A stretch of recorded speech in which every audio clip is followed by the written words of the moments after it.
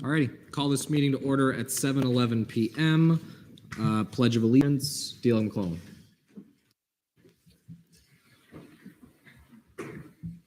I pledge allegiance to the flag of the United States of America and to the republic for which it stands, one nation, under God, indivisible, with liberty and justice for all. To please remain standing for the national anthem.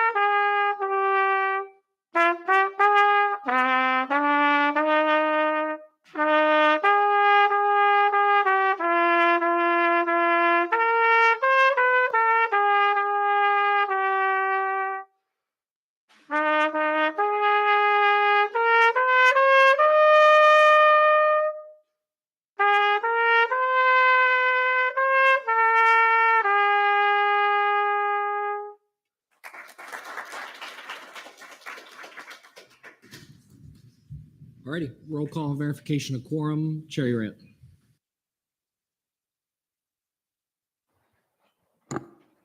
Trainer, Here.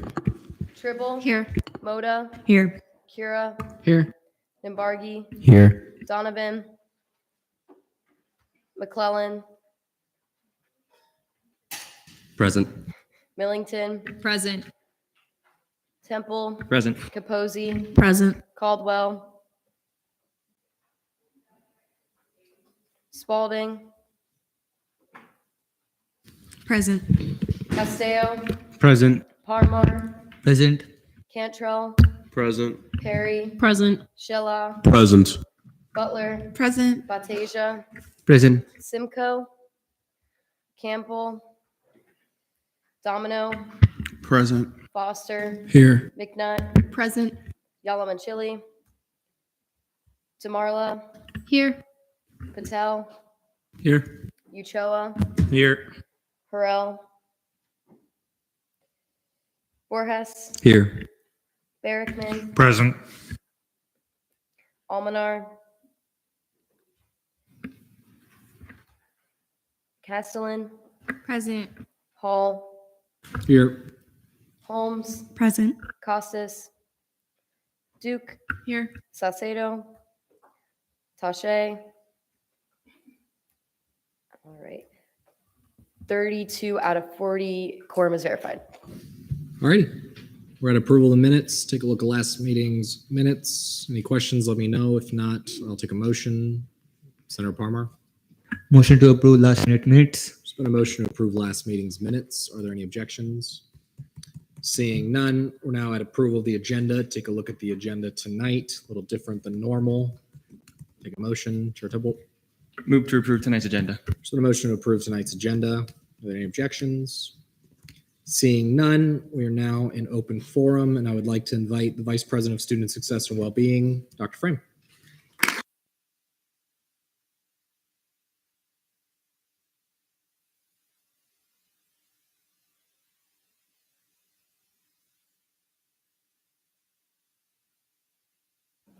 Push. Good evening, everybody. My name is Adrienne Frame, and it is my absolute joy and pleasure to serve as the Vice President for Student Success and Wellbeing and to be with you tonight to say good evening. We have an exciting agenda in front of us, and I'm pleased to be with you. You know, one of the things that I think I want to say, first of all, is that the only thing that I get to do every single day is support students. And being with you, being alongside you, this is the best thing on my agenda today, is an opportunity to spend time with our students while you lead. I loved watching the national anthem be blown on the horn. That is what a unique way to start the meeting with student talent to lead us. So I primarily want to say thank you. Thank you for your leadership. Thank you for your involvement. Thank you for caring about this extraordinary place. We are all about student success and well-being in our new unit and our new division that we have stood up over the course of the past 8 months, working to really help students get students the right help to the right student at the right time. How do we support students? What do they need? How do we make sure they're successful in meeting their academic goals and that they're engaged in our community as well? Purpose, resilience, engagement, harm reduction, and financial literacy within our culturally conscious approach. That's what student well-being is all about. We are creating well-beings, and we are looking forward to all of the opportunities we have to do that with you. The best thing about UCF is the partnerships that we share, the fact that we lead together, and that makes us unique. And I am here, several of my colleagues are here tonight too from our division to support, to say thank you. Thank you for your leadership. Thank you for your involvement. Thank you for caring about this place and each other, because it's that makes UCF such a remarkable and unique community. And I'm blessed to be a part of it. Thank you for your time.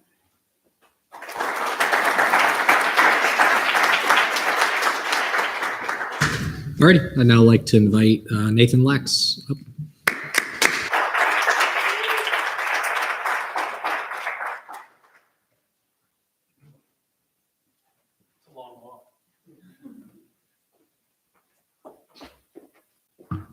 All right. I'm going to keep it brief. I'm here today as a fellow student to express my full support for each and every one of you, particularly in light of challenges posed by a lower operating budget. As elected representatives, I know that you all understand the importance of your roles in representing and advocating for our student body. Despite the current financial limitations, I am continually inspired by the dedication and hard work that each of you put into serve our community.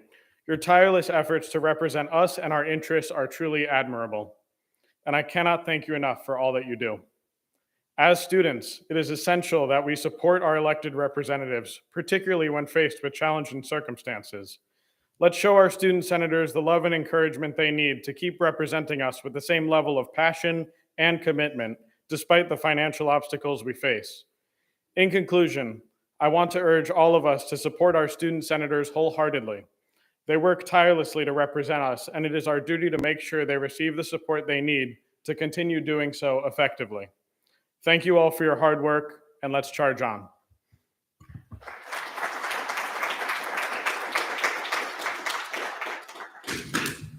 Alrighty, is there anyone else wishing to speak during open forum tonight? Seeing none, announcements from the student body president, President Lopez.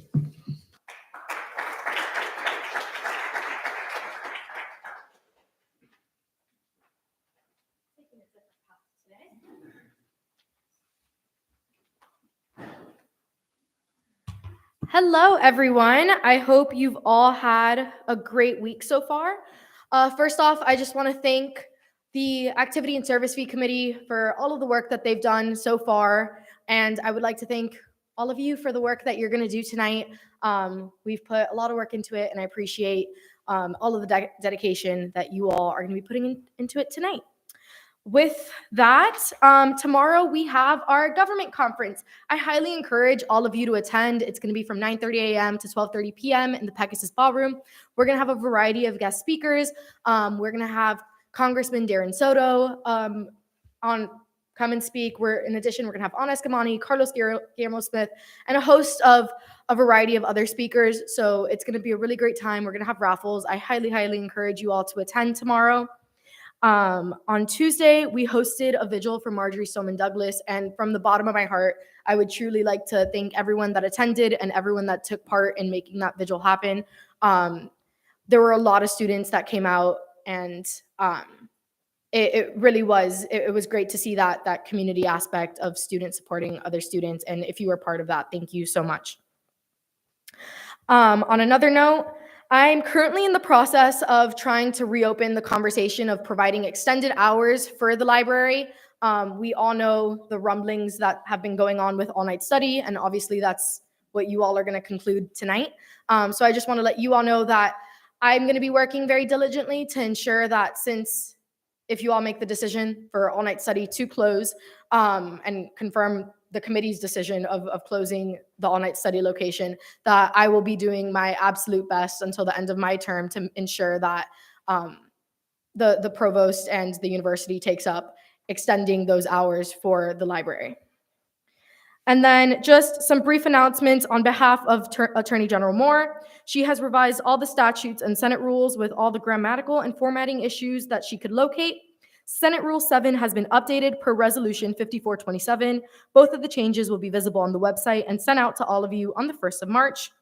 And for other changes and revisions, she has finished her review of all governing documents and is currently putting the final touches on her recommendations, which will be sent out tomorrow afternoon. All righty. Are there any questions for President Lopez, Vice Chair Control? What hours are you looking to extend or trying to get the library extended to? I would say ideally 24/5, so 5 days a week, 24 hours. That's, I think, a stretch for at least considering there isn't a whole ton of funding. So I'm going to take whatever we can get at this point, but ideally 24/5. All right. Are there any other questions for President Lopez? Seeing none, thank you. Thank you all. All righty. Announcements from the student body. Vice President, none. Comptroller's report. Comptroller Urchin. Hi, everyone. Thank you to anyone who was able to go to the Marjorie Stoneman Douglas Memorial this week. It meant a lot for those who were able to attend. Other than that, the CRT current account balance is $145,656.54 with a reversion rate of 0.87%. The FAO current account balance is $49,315.41 with a reversion rate of 1.33%. All righty. Are there any questions for Comptroller Urchin? Seeing none, thank you. Moving right along, announcements from the Chief Justice. Chief Justice Silva.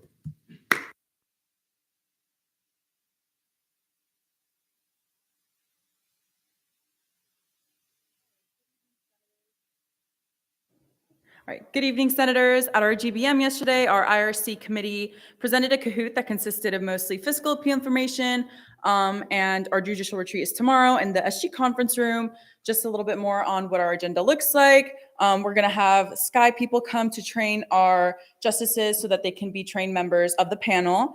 Our IRC Internal Rules and Committee is also going to do another Kahoot, more election violation heavy, so that we can be very informed on the processes of the election since we're in that season. And hopefully the fiscal chairs can attend. I'm still waiting on confirmation, but it's tentative and I'm hoping that they can come. And I hereby appoint Jake Hansen as the Internal Assistant Chief Justice. All righty. Are there any questions for Chief Justice Silva? Seeing none, thank you. Announcements from the Supervisor of Elections. Supervisor McGregor.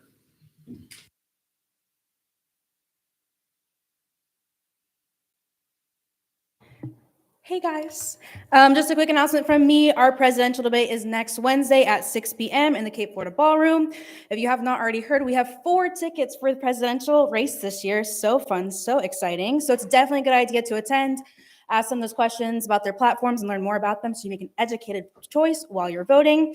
Also, the candidate list is currently being updated and added to the website, so hopefully that will be on the website soon. And if you have any questions, please send me an email. Thank you. All righty. Are there any questions for Supervisor McGregor? Seeing none, thank you.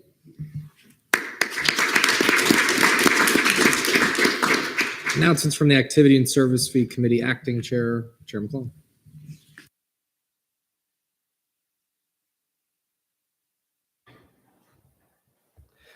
Good evening, everybody. Tonight, we will be seeing the 2023 to 2024 Activity and Service Fee Budget. We will go through an overview of what the budget is and how it works, and then how the meeting will go before we get into the actual budget. During the meeting today, Please feel free to direct any questions to any of the members of the Budget Committee, and if present, I hope any agency or department heads wouldn't mind clarifying any additional points if needed.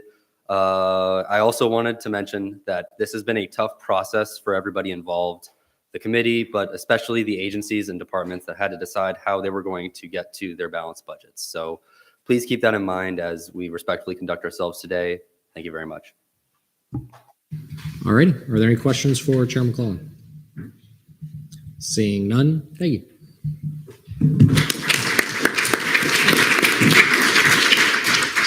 All righty. Announcements from the Senate President. Myself, hello, everybody. Welcome to what is our special session here today. I appreciate all of you being here, both those senators in attendance as well as those in the gallery. Much appreciated. Kind of go over things that we usually always talk about. If you'd like to schedule a meeting with myself or ELA DeMarla, to please fill out that form, as well as if you do intend to graduate in spring of 2023, please fill out that form so we can order the stoles. I'm setting a deadline of the 24th before I submit this order, so that means I'll have one more announcement of this next week, and then I will be moving forward with ordering those. Moving right along, Day at the Capitol application deadline is tomorrow, so please be sure to apply if you have not done so already. I've heard it's a little long of an application, but it's very thorough. So we want to make sure to keep that in mind so that you don't submit it late accidentally.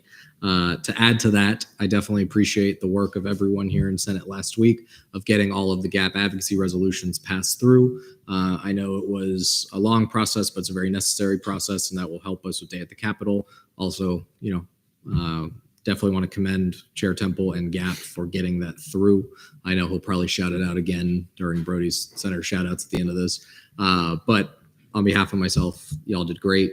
Moving right along, something I just wanted to plug. MSC, LGBTQ plus services, and CAB are hosting Afro Night on February 25th at 7 p.m. in the Key West Ballroom to mark the end of Black History Month. I've been told it's going to feature local performers. Things like that should be fun. I definitely emphasize as much attendance as possible, particularly given the things that we see in this state, so that we make very clear to the state that UCF stands behind Black history and the teaching of Black history. Lastly, tonight's definitely an important night, a necessary night, and I hope that we have a very fruitful meeting. I did want to just briefly mention that Senator Yalmachili expressed his intention to resign as internal legislative assistant. In the meantime, based off of the amount of time that we have left in the 54th session, I will not be appointing a successor. And as a result of that, both my office and the Pro Temp's office are going to be working to make sure that the remainder of SLC is as smooth as possible. And then with all of that, I will not be presiding over tonight, at least the bulk of tonight. Have not been a normal senator since the end of summer, so this should be fun for me. I don't know about it for everybody else, but as kind of is tradition, I'll be passing the gavel over to the budget chair, that being D-Leg McClellan, following any questions for myself. I think he's definitely going to do a very good job, and I'm definitely looking forward to it. Let's get to work. With that, are there any questions for myself? Chair Double. First off, it appears I'm getting a bit more predictable, aren't I, my senator shoutouts? But may I direct a question to the student body president? Oh, you may. Sorry, sorry, President Lopez. I don't mean to put you on the spot like this, but do you know when the Day at the Capitol applications close tomorrow? I've been trying to find that, and I seemingly can't. Originally, they were going to be closing at 12 noon. To my understanding, we've extended that to midnight. I will double check for you all right now. All right. Are there any other questions for myself?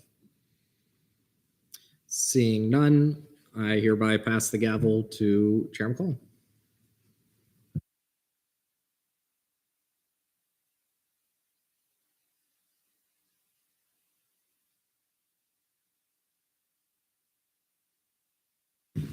Just 1 second as we resituate over here.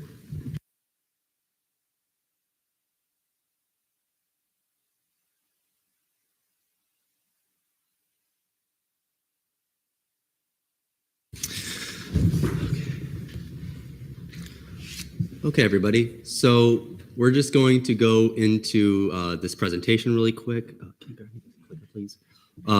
Just to explain how things are going to go tonight and what we're doing. So if we could get the presentation up.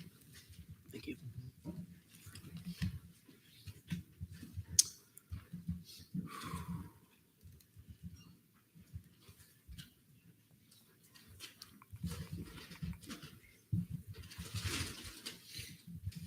Okay.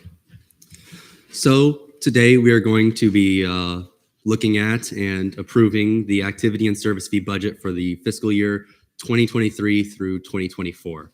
And we have this special session because this is the only thing we are going to be considering today.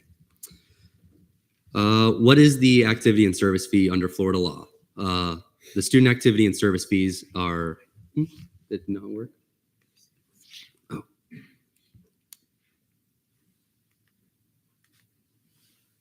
Oh, wait. There we go. Sorry. Now it's okay.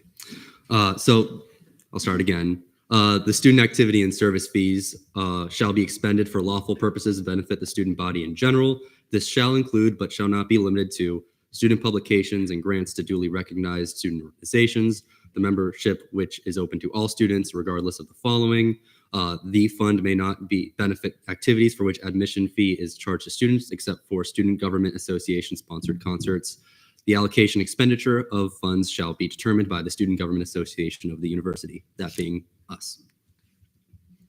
What the activity and service fee looks like at UCF. So out of every credit hour per student, that is $11.67 goes towards the activity and service fee.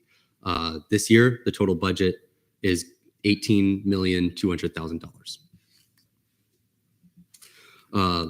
The areas that we fund are the executive branch, legislative branch, judicial branch of the student government, as well as the election commission and the budget committee. We have departments, the activity and service fee business office, the office of student involvement, recreation and wellness center, the student legal services, and the student union. And then our affiliated agencies are the campus activities board, homecoming, Knights of the Round Table, late nights, multicultural student center, sports club council, volunteer UCF, and Nighthon. So the budgeting process, the committee starts meetings in October, budget hearings are in December, and then the special session here now in February. And then it goes off for the following people to sign the budget. It goes all the way to the president of the university. Materials and procedure. For the senators and voting members today, I highly recommend that you have access to Fiscal Bill 5443. That will be the proviso language. Also have the Excel budget document open. That's where all the numbers and changes are going to be made until we approve those. And then those, the budget that we approve there will be put onto the actual fiscal bill, and then we will approve that one. Also in our Google Drive, anybody can access our Google Drive by going to student government, UCFstudentgovernment.edu, and going to the legislative branch page. Our access to the Google Drive is there, where you can also access the budget documents, where you can see request packets, presentations, and things of that nature. Also the minutes from the budget hearings that we held in December. Consideration of the bill will go in the following order. We'll do a general budget overview, which is what we are going through now. We'll have some questioning for the budget committee and other entities present if there are any. Then we'll go and review the funded entities, and then we'll have our debate and voting.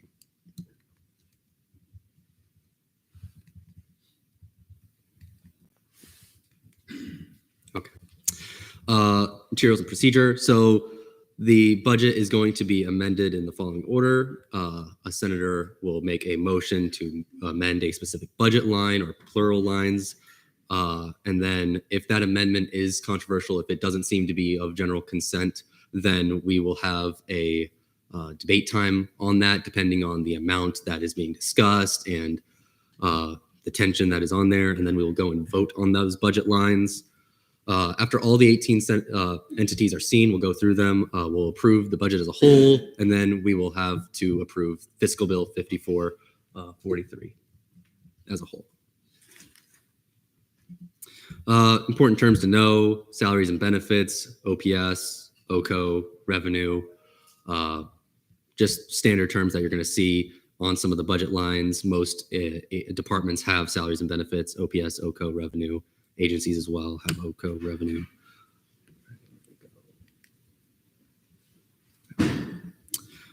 Important considerations. So the entire budget this year over last year took about a 13.7% cut. Credit hours are down, things just generally cost more, increase in fees being waived and reversions over the years have decreased. Each entity accounted for this in their budget packets and submitted it, and they did it in the best way that could least impact student services. Majority of the cuts were made to reach the balanced budget, money that did not exist anymore, needed to be cut so that we could have a balanced budget. And you'll see OPS is typically down, but also this is accounting for minimum wage because it is going to be increasing in the middle of the upcoming fiscal years as it had this fiscal year. So we're going to go and look at our first department, the Activity and Service Fee Business Office. The budget lines that you'll see on this do correspond to the correct budget lines on the actual Excel sheet. If you all have that pulled up, you'll see 3 columns. You'll see the current fiscal year's budget, the 22 to 23. You'll see what the 23 to 24 request that was made to the committee, and then you'll see what the committee ended up approving in the last column on the far right. Various budget cuts we will see a pattern of these due to that overall budget cut. You'll see that to a number of lines throughout. In this presentation, I will try to highlight a lot of the significant cuts. Going forward, we have next one. Campus Activities Board, various budget cuts as well. For this agency, cinema, comedy, and concert budget lines took the biggest cuts, 18, 19, and 20 respectively. The speakers line became the impact line. For Homecoming, Step Show line 40 was cut due to mutual agreement between Homecoming and an external partner.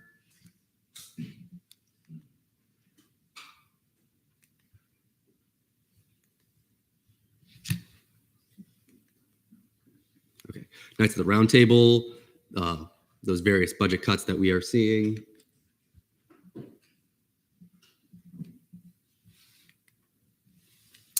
Again, Nighthon, we are seeing various budget cuts.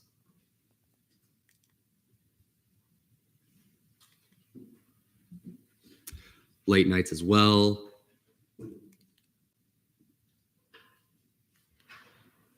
And then for the Multicultural Student Center, 2 vacant positions were cut from line 69, salaries and benefits.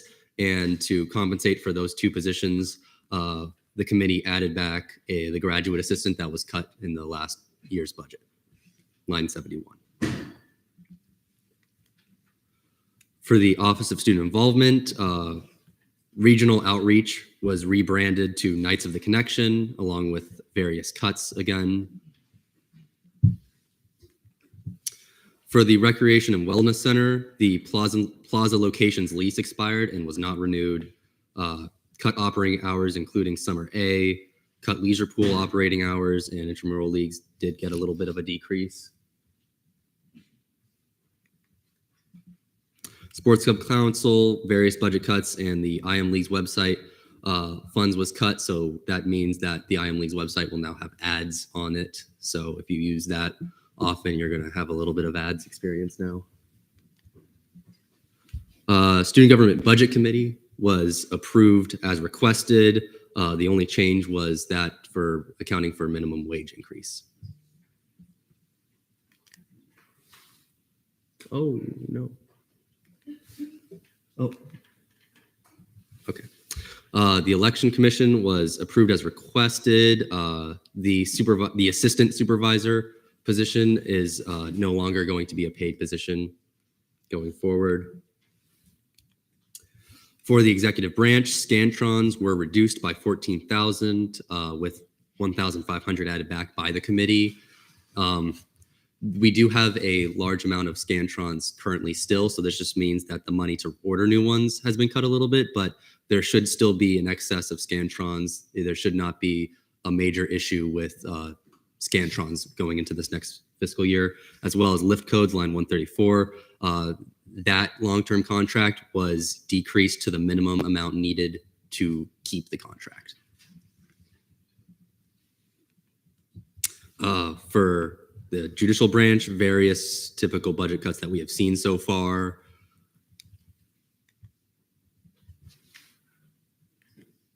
For the legislative branch, the speaker's initiatives was moved into operations. And then also our registration and travel and Senate working funds were reduced as well. As part of the typical cuts, the registration and travel fund is the committees, the conference registration and travel committees funds that we use to allocate to students in the form of fiscal allocations and bills, as well as the Senate working fund for our financial allocations for organizations committee.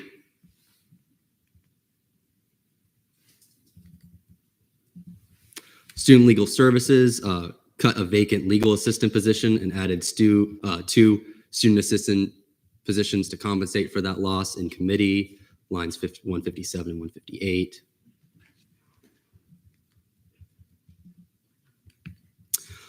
For the student union, the campus, the UCF closed the all-night study Farrell's location to repurpose that for other uses.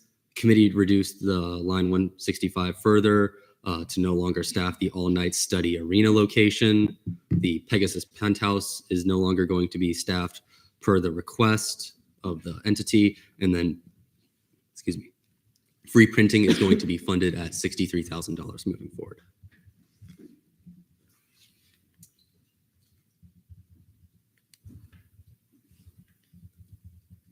And then volunteer UCF, the alternative break program was cut as requested to achieve the needed % cut, and then revenue was decreased to reflect that drop in participant fees.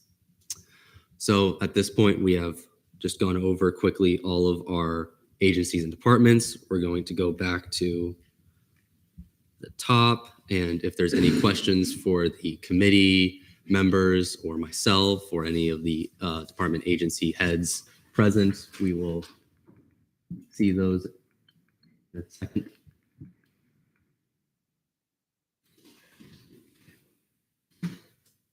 Berkman. Can you please describe the $550,000 UCF IT assessment? Which entity for the specific? The business office. I'm going to direct that to Dr. Posey.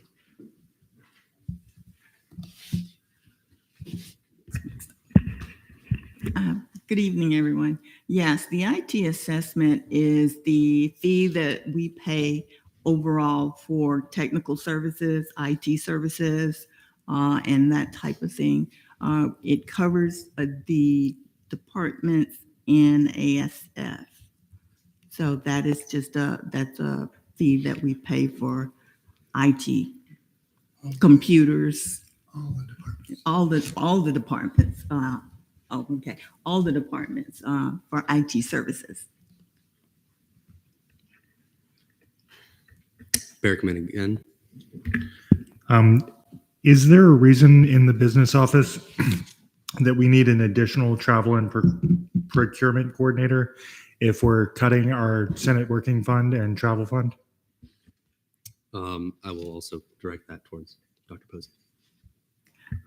Yes, currently we are working with 4 coordinators, and even though the funds are being reduced, the workload is still there. We still have to process purchases, and right now with 4, it is really a struggle just to stay ahead with CRTs and FAOs, that type of thing. So yes, the 6 positions are definitely needed. Dembark, I saw your hand. Do you still have a question? Okay, so my first question is, what's all-night study going to be repurposed for? Which location? I guess the one in the arena, right? The one that was cut by the university itself was the Farrell Commons one, and if I'm not mistaken, chemistry labs. So that is what that has been taken for. Temple, May I direct a question to Dr. Posey? you may. Dr. Posey, regarding the additional procurement accountant, would you say, could you please elaborate how the current situation is right now with just 4 accountants? Yes. As I mentioned, we are struggling with 4 accountants. We have been learning as everyone else on campus is with Workday, so we're still trying to get that under our belt. The way the office is, excuse me, the way our office is set up is that each accountant or coordinator processes a department and certain agencies. And with the 2 positions being vacant, we have accountants that are basically they're taking on 1 and I guess a quarter of the workload that they would have. And it has been a struggle. We have individuals who have been working, through the breaks, taking shorter lunches, just to try and keep up. And even though they're working at it, we are falling behind.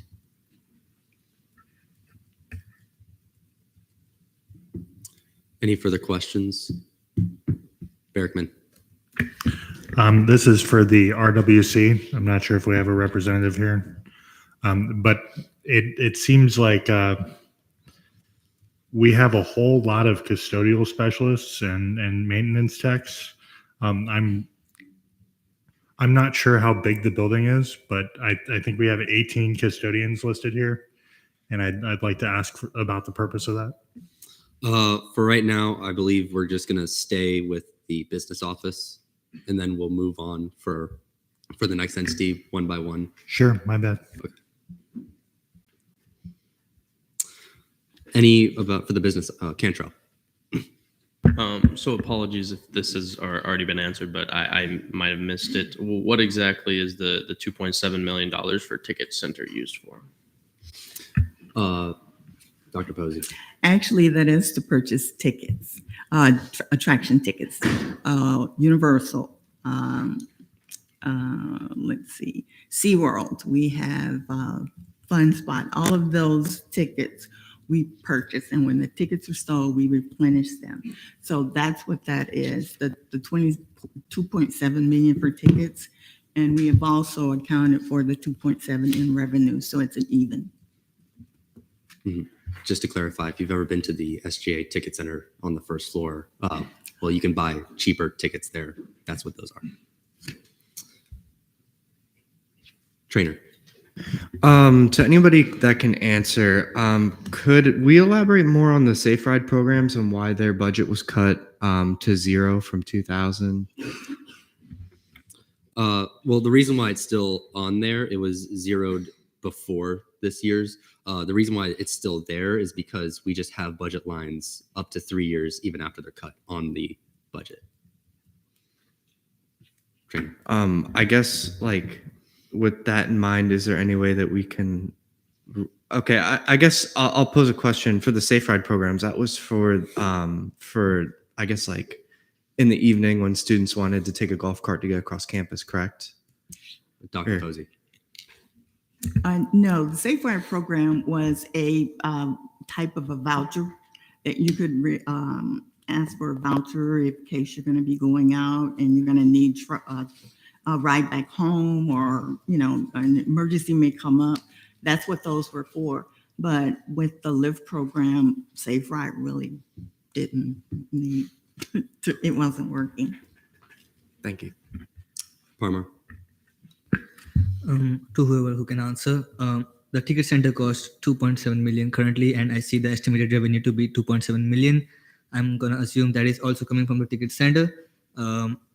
Considering both of them are the same values, and the ticket center actually sells tickets for a cheaper value than the actual price, how exactly are those two equal? Well, and when we purchase the tickets and we sell them for what we purchased them for. We do not increase the cost of anything like that. Whatever we purchase the ticket from whatever vendor or supplier, that's what we sell the tickets for. So it's an even.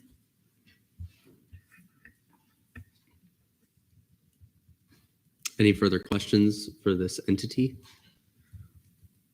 Okay, seeing none, real quick before we move on, just something that we forgot to do in committee. I'm going to ask for a motion in a second, but there is about $263,000 in the repair and replacement specific projects, line 7, that needs to be in actually the contingency R&R account, line 8. So with that, is there a motion to move $263,842 from line 7 to line 8?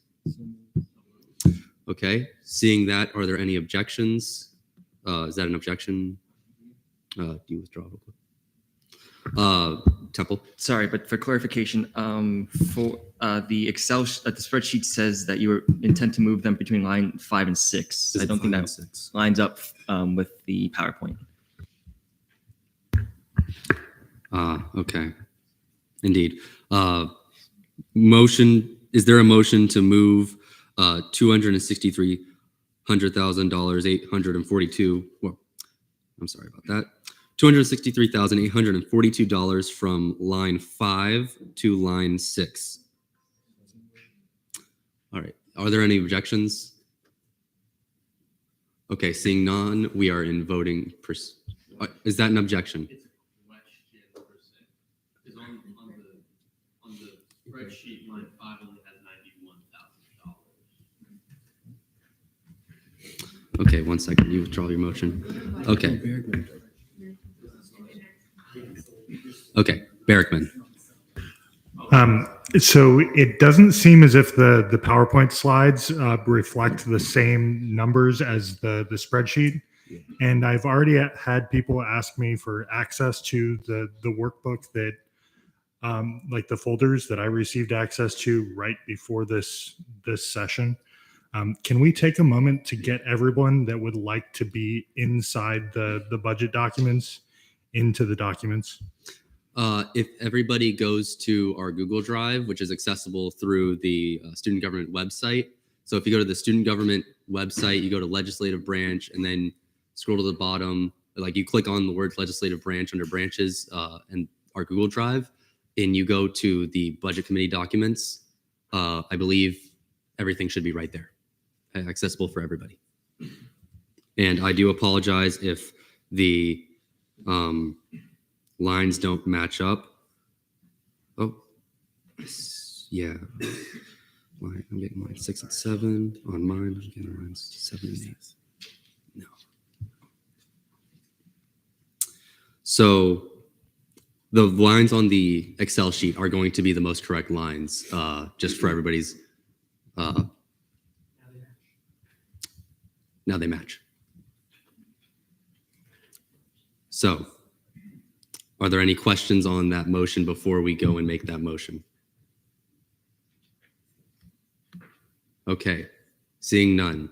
Is there a motion to move $263,842 from line 7, repair and replacement specific projects, to line 8, specific contingencies? Okay, seeing none, we're going to go into voting procedures on that.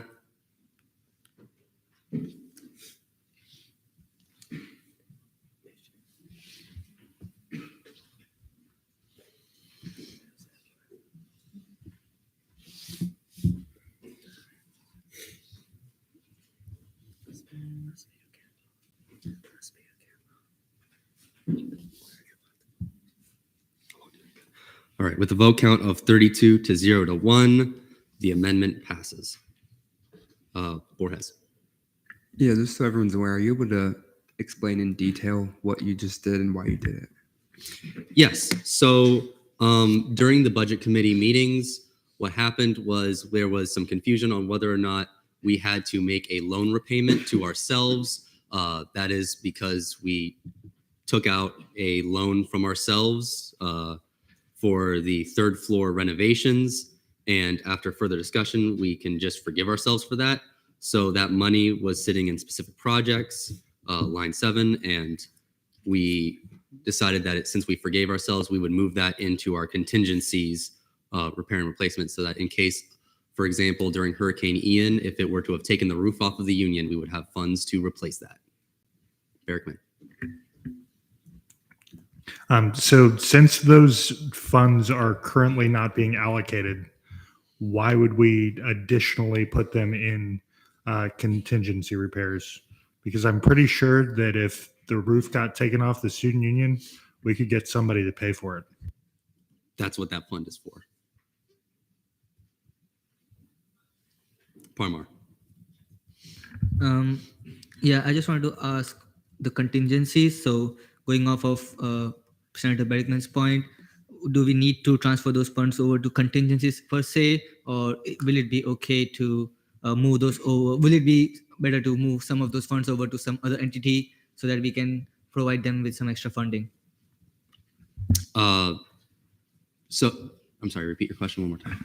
Why would we not move some of the funding to other entities so that they can fund any projects or OPS for themselves?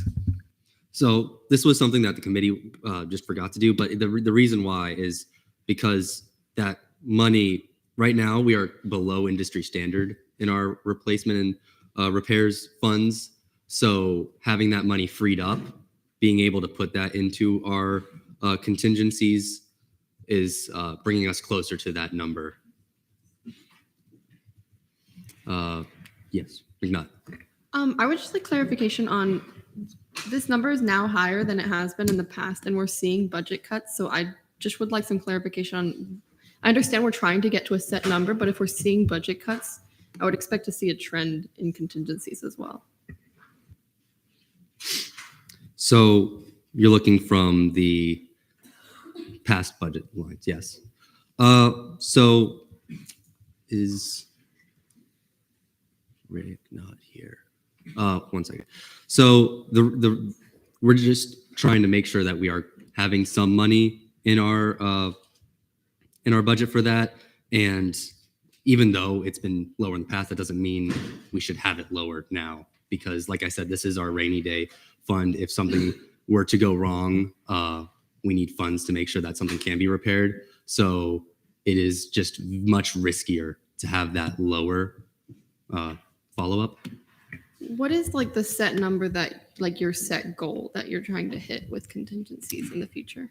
So typically it's around 3%, if I'm not mistaken. 3% is what the goal should be of our budget should be in the contingencies. With this, we still don't reach that percentage, but we're much, much closer than we were beforehand. I saw, let's go Berrickman, then Temple. So we're going for 3% of our organizational budget for repairs for this building. That seems rather arbitrary. It's not just for specifically this building, if I'm not mistaken. It's for all the areas that we fund. Dr. Posey, would you like to elaborate? Yes, that is correct. That covers any building that ASF funds. Temple. Point of information, and Dr. Posey can correct me on this, but I believe that 3% of our budget would be $546,000. That's the threshold that we need to meet. And Dr. Posey, my direct question, Dr. Posey, can you please elaborate on what you mean by ANSF buildings so we can have a much clearer picture as to where this contingency fund goes to? Sure. Yes, it doesn't just include just the union. It includes RWC facilities that are under their management as well. Any building that ASF departments oversees or are responsible for, that's what those funds would cover in case of an emergency. Campbell. Yeah, so quick question. If we don't use the funds that are earmarked for contingencies, what happens to them? Do they just stay year after year in case of funding happens? And then follow-up question to that. If so, what does our current like contingency fund look like at this current second? Correct. Yes, that fund builds unless there are reasons to use it. Currently, it is. Give me one moment.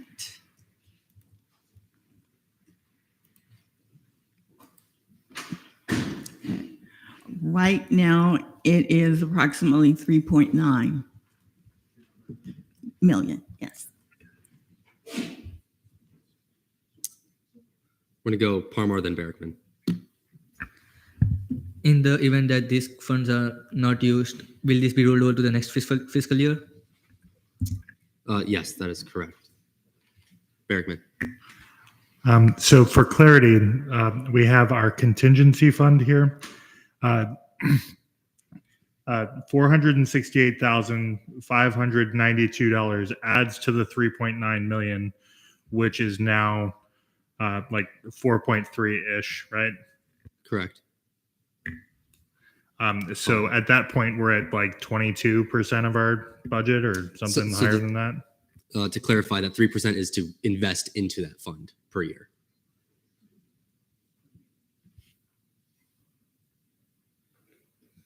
Berrickman. So I guess back to our original question, what is the target? I believe it was that 560,000 number. Temple, if you wish to elaborate. Yeah, I wanted to ask Dr. Posey about that, clarifying about that to clarify. You may. What is that target number? Do you have that? Because I had gotten 546,000, but I could be very much off. I don't have that actual number, I just have the percentage.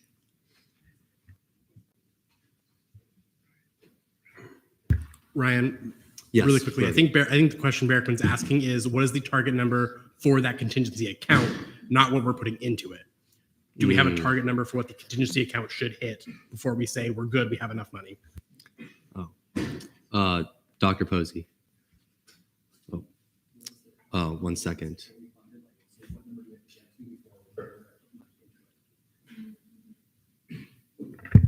From my understanding, it's been 3%. It's been recommended to be 3% of the annual budget. I don't know if there's a target number. I've never been aware of that.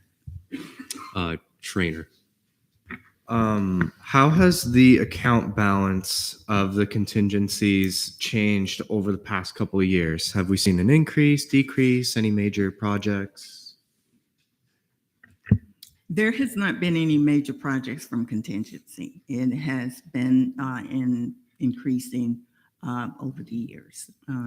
But as far as any emergency repairs or anything like that, we have not had any, as far as I'm aware, since 2004 with the hurricanes.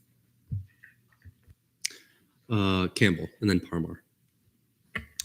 Not adjusting for inflation. To the best of your knowledge, do you have an understanding of how much those emergency repairs cost back in 2004? I don't have that with me. I would have to research that.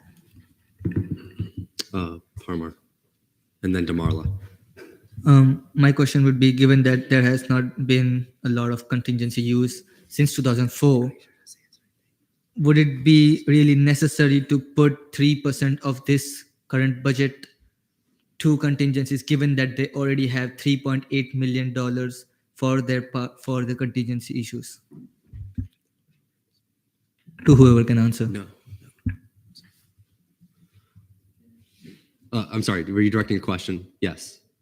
My question was, given that the contingency fund is currently at $3.8 million already, and that we have been actively funding it for the past 3 budget sessions, would it be required this budget session, since we have already a 13.5% cut in the whole budget, that we still need to provide 3% investment to the contingencies, even though they have not yet had use of those funds since the past 17 years? So I'm not going to be debating on that nature, but I'm not going to be debating on for or against. I'm going to say that the industry standard is to put 3% of the annual budget into it. It will be up to Senate to decide whether or not they want to continue doing that or not. Damarla? For everyone asking, 3% is 545,000, or yeah, 545,000, which is $80 or $80,000 more than what we put towards it now.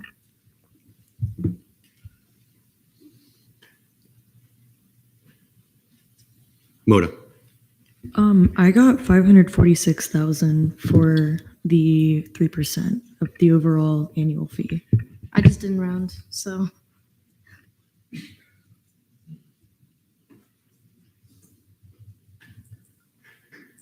Are there any further, Parmar? I just have one last question for Dr. Capozzi. Is there any possibility that you would be able to provide us with any numbers during this session for the funds used in the 2004 contingency? Yes, I believe Gary from the Rec and Wellness can address the 2004 repairs. Good evening, everyone. I am frantically searching through 20-year-old files to get you an exact number, but we did lose not only the roof, which was a several million dollar repair, but we had to replace over $1 million equipment in the facilities, including flooring, drywall, et cetera. So I'll try to get the exact number, but it was a several million dollar of funds that came from contingencies and a very small amount that was paid out of FEMA costs. Templeton Campbell. I yield to Comptroller Urched. Comptroller. In committee, when we were discussing this, one of the other large presiding factors we were talking about were the effects of this past hurricane. Like, we saw how it devastated numerous communities around UCF. 3.8 million seems like a lot on paper, and it is a lot of money. But if something were to happen to one of the funded buildings, the Union, the RWC, I really can't estimate how much it's going to cost to repair it. But 3.8 million, especially hearing the 2004 cost, doesn't sound like it would be enough to partially fully recover a building. I mean, it's really hard to account for like disasters. Like, so there really is no good answer to whether there's a limit, how much we have to fund, how much we should fund. The only information that we really had was the industry standard for other universities around the country is 3%. So especially, I think what we took a lot into consideration was the hurricane we just had. And I don't know about, I can't speak for everyone, but I had a lot of close friends get displaced. Like, their home was destroyed and I had to help house them in my apartment. Like, if something were to happen, it's not one of those situations where it seems like nothing is ever going to happen. Like, it's Florida. We have devastating hurricanes somewhat frequently. So I just wanted to put that information out there while people think about what decisions they want to make regarding this matter. Campbell, do you still have a question? Is there some form of disaster insurance that UCF invests in for issues like this? Or is it more so this contingency plan is the insurance policy? I will refer to Dr. Posey.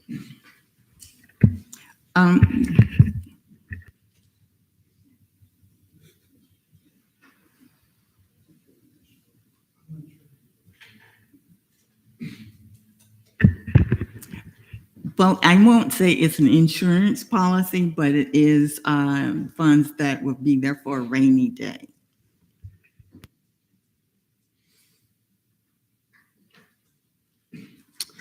Are there any further questions concerning the business office? If not, then before we move on, the rest of the budget committee's Berrickman. I'd like to move to take $100,000 out of the budgeted contingency fund for allocation further down the line as we see fit. There has been a motion to move that amount. Is that an objection? I object. Okay. Do you withdraw? No. Okay, so we are going to be in pro-con on this matter. 1 minute pro the objection. Cantrell. So while I understand where he's coming from, I feel like that it could be a bit preemptive, and could be something that we would just have to go back on later on in the meeting, just to put it back. And I mean, this is already wasting enough time as it is just doing this pro-con, but I feel that if we want to do this, we can do it later instead of just preemptively doing it now and then having to come back to it. If we want to take funds from this later, that should be something we should be able to do without doing it right this second. Okay. Berkman? While I generally agree with that, it seems like we're going to be voting on the ANSF Business Office first, which is the overarching budget for many of the different things. So unless we're going to take this in a different order, I think that $100,000 would go a long way towards the different types of social programs that we're involving our students in. For clarification, we're not going to be voting on this entity right now. We're gonna move on. We're gonna vote on the entire budget once we have seen everything, and I don't want people to think that once we are done looking at this right now, that we can't come back later and see the funds again if there was a motion to see. Then I withdraw. Okay. Is this withdrawn? Spalding. Hi, yes, I just want to kind of put a little PSA out there. If we can limit the side conversations in the back, because it's kind of distracting to us up front to hear what we're hearing and then also to hear those. I'm happy you guys are here. Love that you guys are here. Hearts to you all. But can we just limit the conversation so that we can focus on what needs to be said and what needs to be asked? Thank you. Thank you for that. Okay, so seeing that we only made changes to lines 7 and 8 so far, we're going to move on if there's no further questions on the business office. I'm going to move on to campus activities board. Okay, so now we are looking at the campus activity board. If there's any questions concerning any specific lines or Borges. Yeah, this is for the executive director McCutcheon, if I may. You may, if you would like also to come up to a microphone.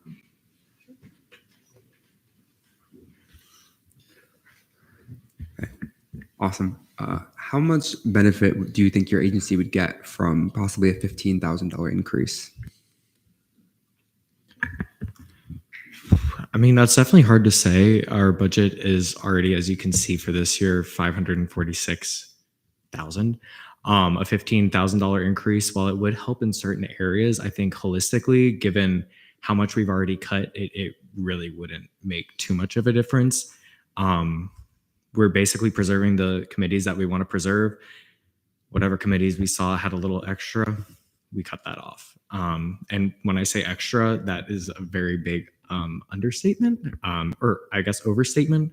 I don't know what the correct term is, but keep in mind we are cutting cinema, comedy, and concerts, and this impacts our year-round traditions that have been happening for decades. So a $15,000 increase is not going to do too much in this process.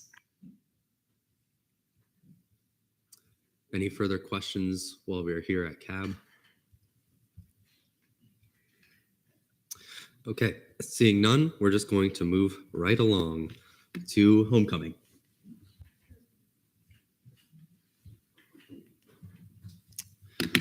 Okay, now we are considering homecoming, all of the budget lines. Any questions for anybody or from anybody rather?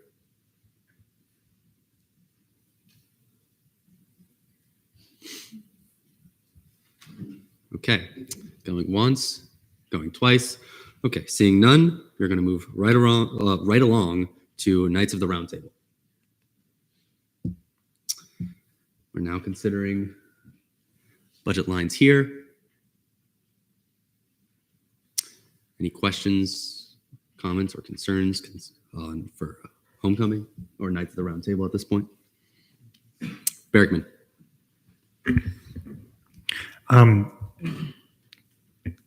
So I'll take a moment to read here, but how is Knights of the Round Table not included under OSI?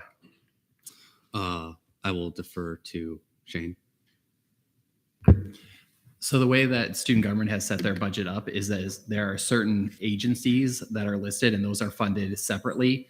So for instance, Knights of the Round Table is a student government agency, just like CAB, Homecoming, Nighthon, Volunteer UCF. It's supported by the Office of Student Involvement, but it's a separate student government agency. Thank you.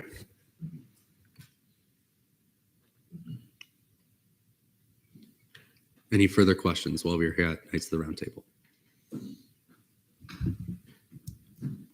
Okay, seeing none at late nights. Now, while we are considering late nights, are there any questions? Nighthon. Is it Nighthon? My bad. Sorry. We're now considering Nighthon. Are there any questions, comments, or concerns? Spalding. I see that we allocate, I'm sorry, give me 1 second. For Nighthon, for special events, we have set aside $22.50.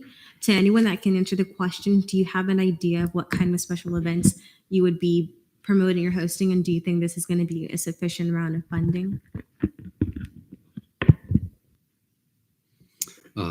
Lopez.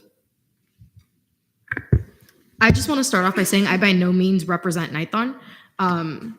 So this is solely under my impression of their presentation and me being part of Nighthon last year. So for their special events, they have a variety of fundraising pushes throughout the year in order to support their final main event. So those special events end up being their mini marathons, their tabling that happens outside to just support their end of year main event. A lot of these smaller scale events are fundraising pushes to ensure that they get to raise the money for future nights. Before we continue, are there any senators wishing to become president voting? JC. President voting. So noted at 8:18. Costas. President voting. So noted at 8:18. Berrickman. So this will likely come up a few times, but why do we pay to rent out Edition Arena? For anything. Because we do not own the arena.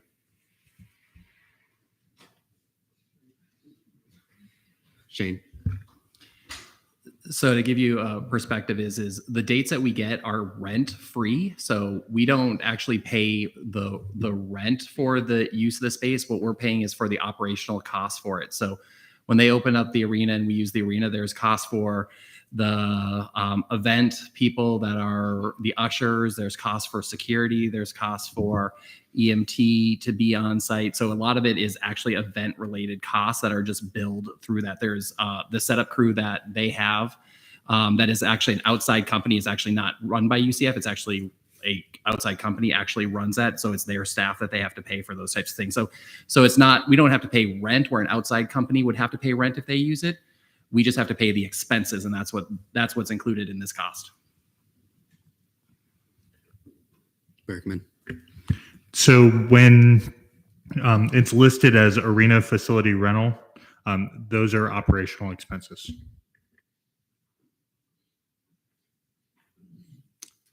Are there any further questions?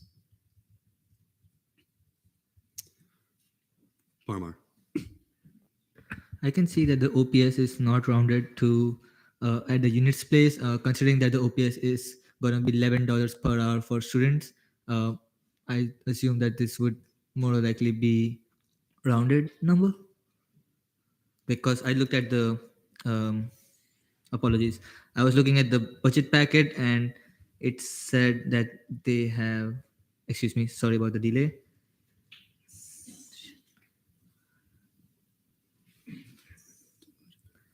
Yes, the hourly, since they are on hourly pay, and there's oh sorry, apologies, I just saw my mistake.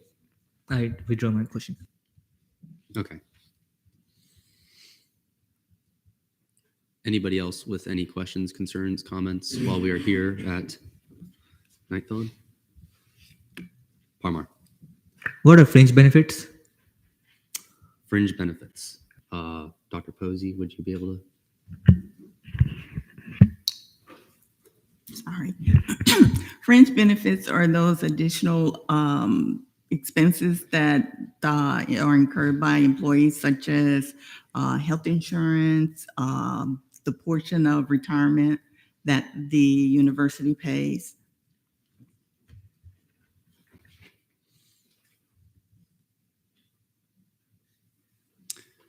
Any further questions while we're here?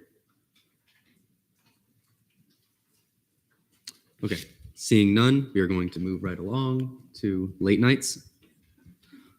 While we are here at late nights, are there any questions, comments, concerns on any of the budget lines we are considering at this moment? Borges. Yeah. Can I direct a question to the executive director, Gian? You may.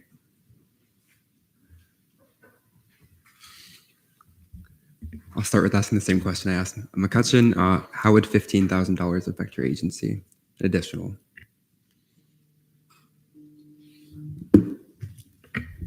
So given that we are an agency that has not as much of a budget as CAB, a $15,000 budget kind of distributed throughout the agency could improve our current programming. But currently we have no problem in our current programming where we need that increase. So essentially, I don't really see much of an improvement in some programming, but we wouldn't really see that much of a greater improvement. Boris.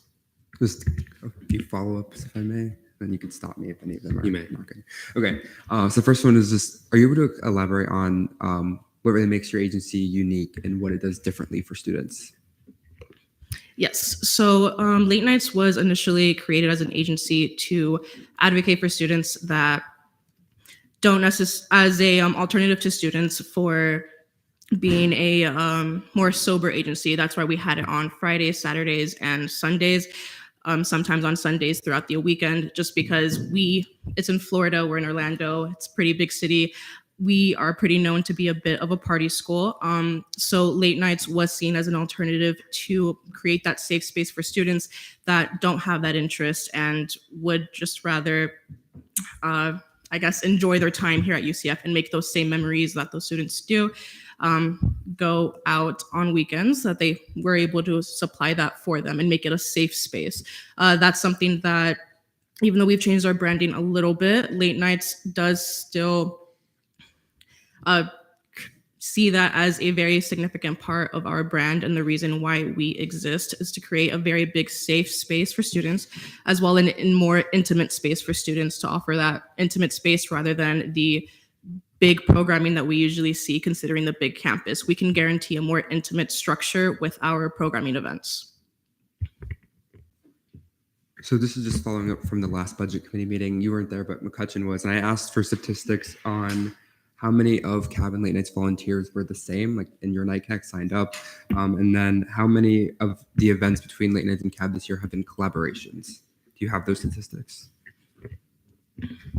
I was just made aware of those questions, so that is on my part for not following up.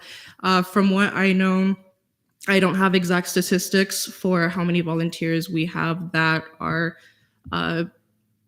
kind of mixed with CAB and Late Nights, but most of our volunteers are strictly for Late Nights, considering the reason why they joined was because of our atmosphere and attitude that we have with our programming. As far as collaborations with CAB special events, we have had, I would say, around 3 so far, and we have another one coming up. I might add that our collaboration with during the summer, which is the Shallows event, was more of a homecoming initiated type of collaboration, and our Winter Wonderland event was a collaboration with SG as well. So it was more of a programming agency collaborative effort rather than just being Late Nights and CAB. Borges. So another follow-up. So I know that part of the intent of the agency is to have those events late at night. How many events have you had that go till midnight or after midnight this year? Sorry, let me think about the exact number in my head, if I may.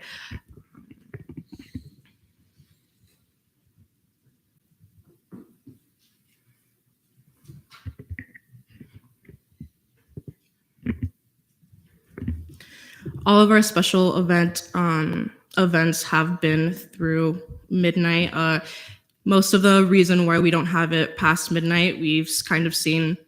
I've been able to talk a bit with our special events director, and we have seen a bit of decrease in engagement after, I would say, 12 a.m. So we've decided not to kind of go over that time, considering the extra charge that the student union and most reservation spaces give us.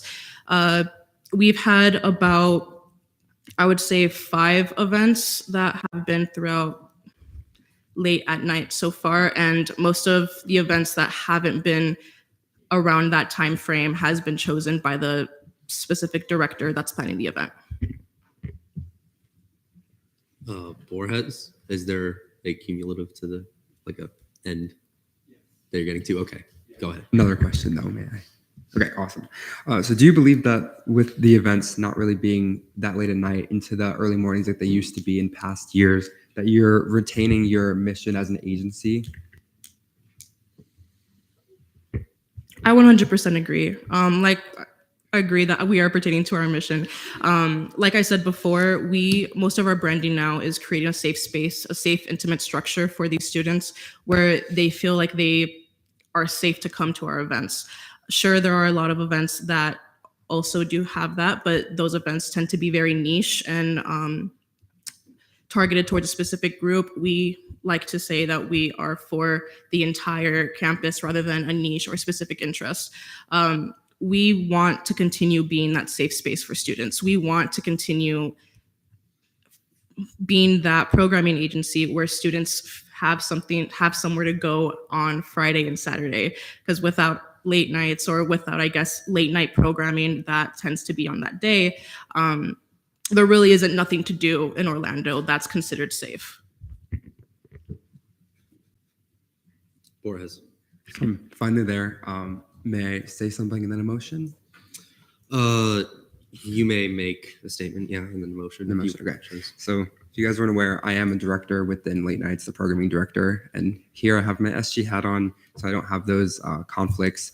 And in budget committee, when I was the past vice chair and then currently as ORS chair, I've been thinking a lot, and some other members of the committee have also brought up independently the idea that maybe Late Nights is not fulfilling its mission as much in the past, and that with the budget cuts we're going to be receiving every single year from now on, it's going to get less and less, that it might be good to start looking at possibly merging the agencies. I know we had some discussions on that. The people who brought it up, the previous budget committee, were not there when we had talked about it last meeting.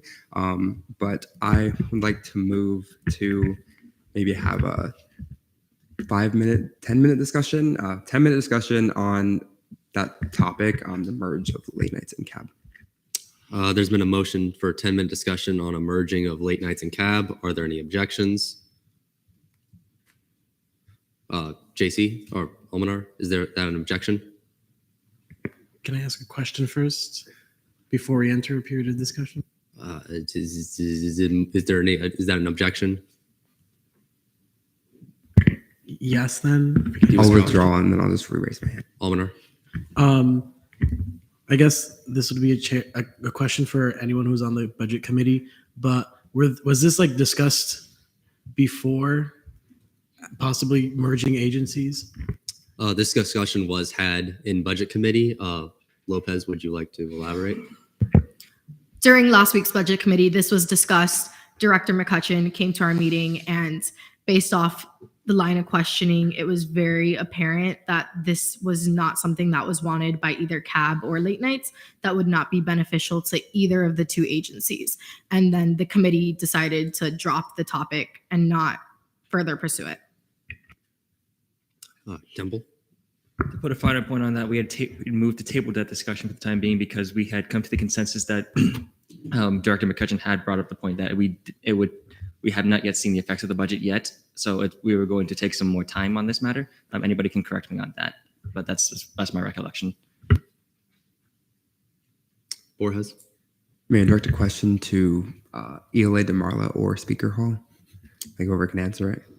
I suppose so, yes. So the conversation was brought up by, I believe, DeMarla, and then brought up also by Speaker Hall. I just want to know like how you guys feel about that now, as you guys were the ones who brought it up initially. Marla. Hello. So I actually brought this up mainly because I heard other people talk about it, and I wasn't there in the beginning too because I had lab at that time. I had physio lab, so I didn't really know what was the discussion. So I did bring it up about 2 meetings ago, and then I wasn't there for the final one because I had physics at 9:30 a.m. So I am gonna be honest. I just brought it up because I heard about it, and I don't really know what the conclusion is based on what I heard. It was just that it would not be best in this budget committee session and might be a future thought. But I think people who were there that day might be able to provide better insight. Paul. Yeah, to just elaborate myself, part of it was I knew Chair Borges had a proposal about it in committee.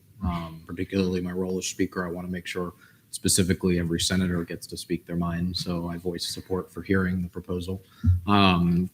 My view at the time is the view that I still have, that regardless of my opinion of whether or not they should be merged, that I felt like it was too late in the budget process at this point, especially given the relatively small expense in the grand scheme of $18 million to keep it for an additional year, to see more review in the following year.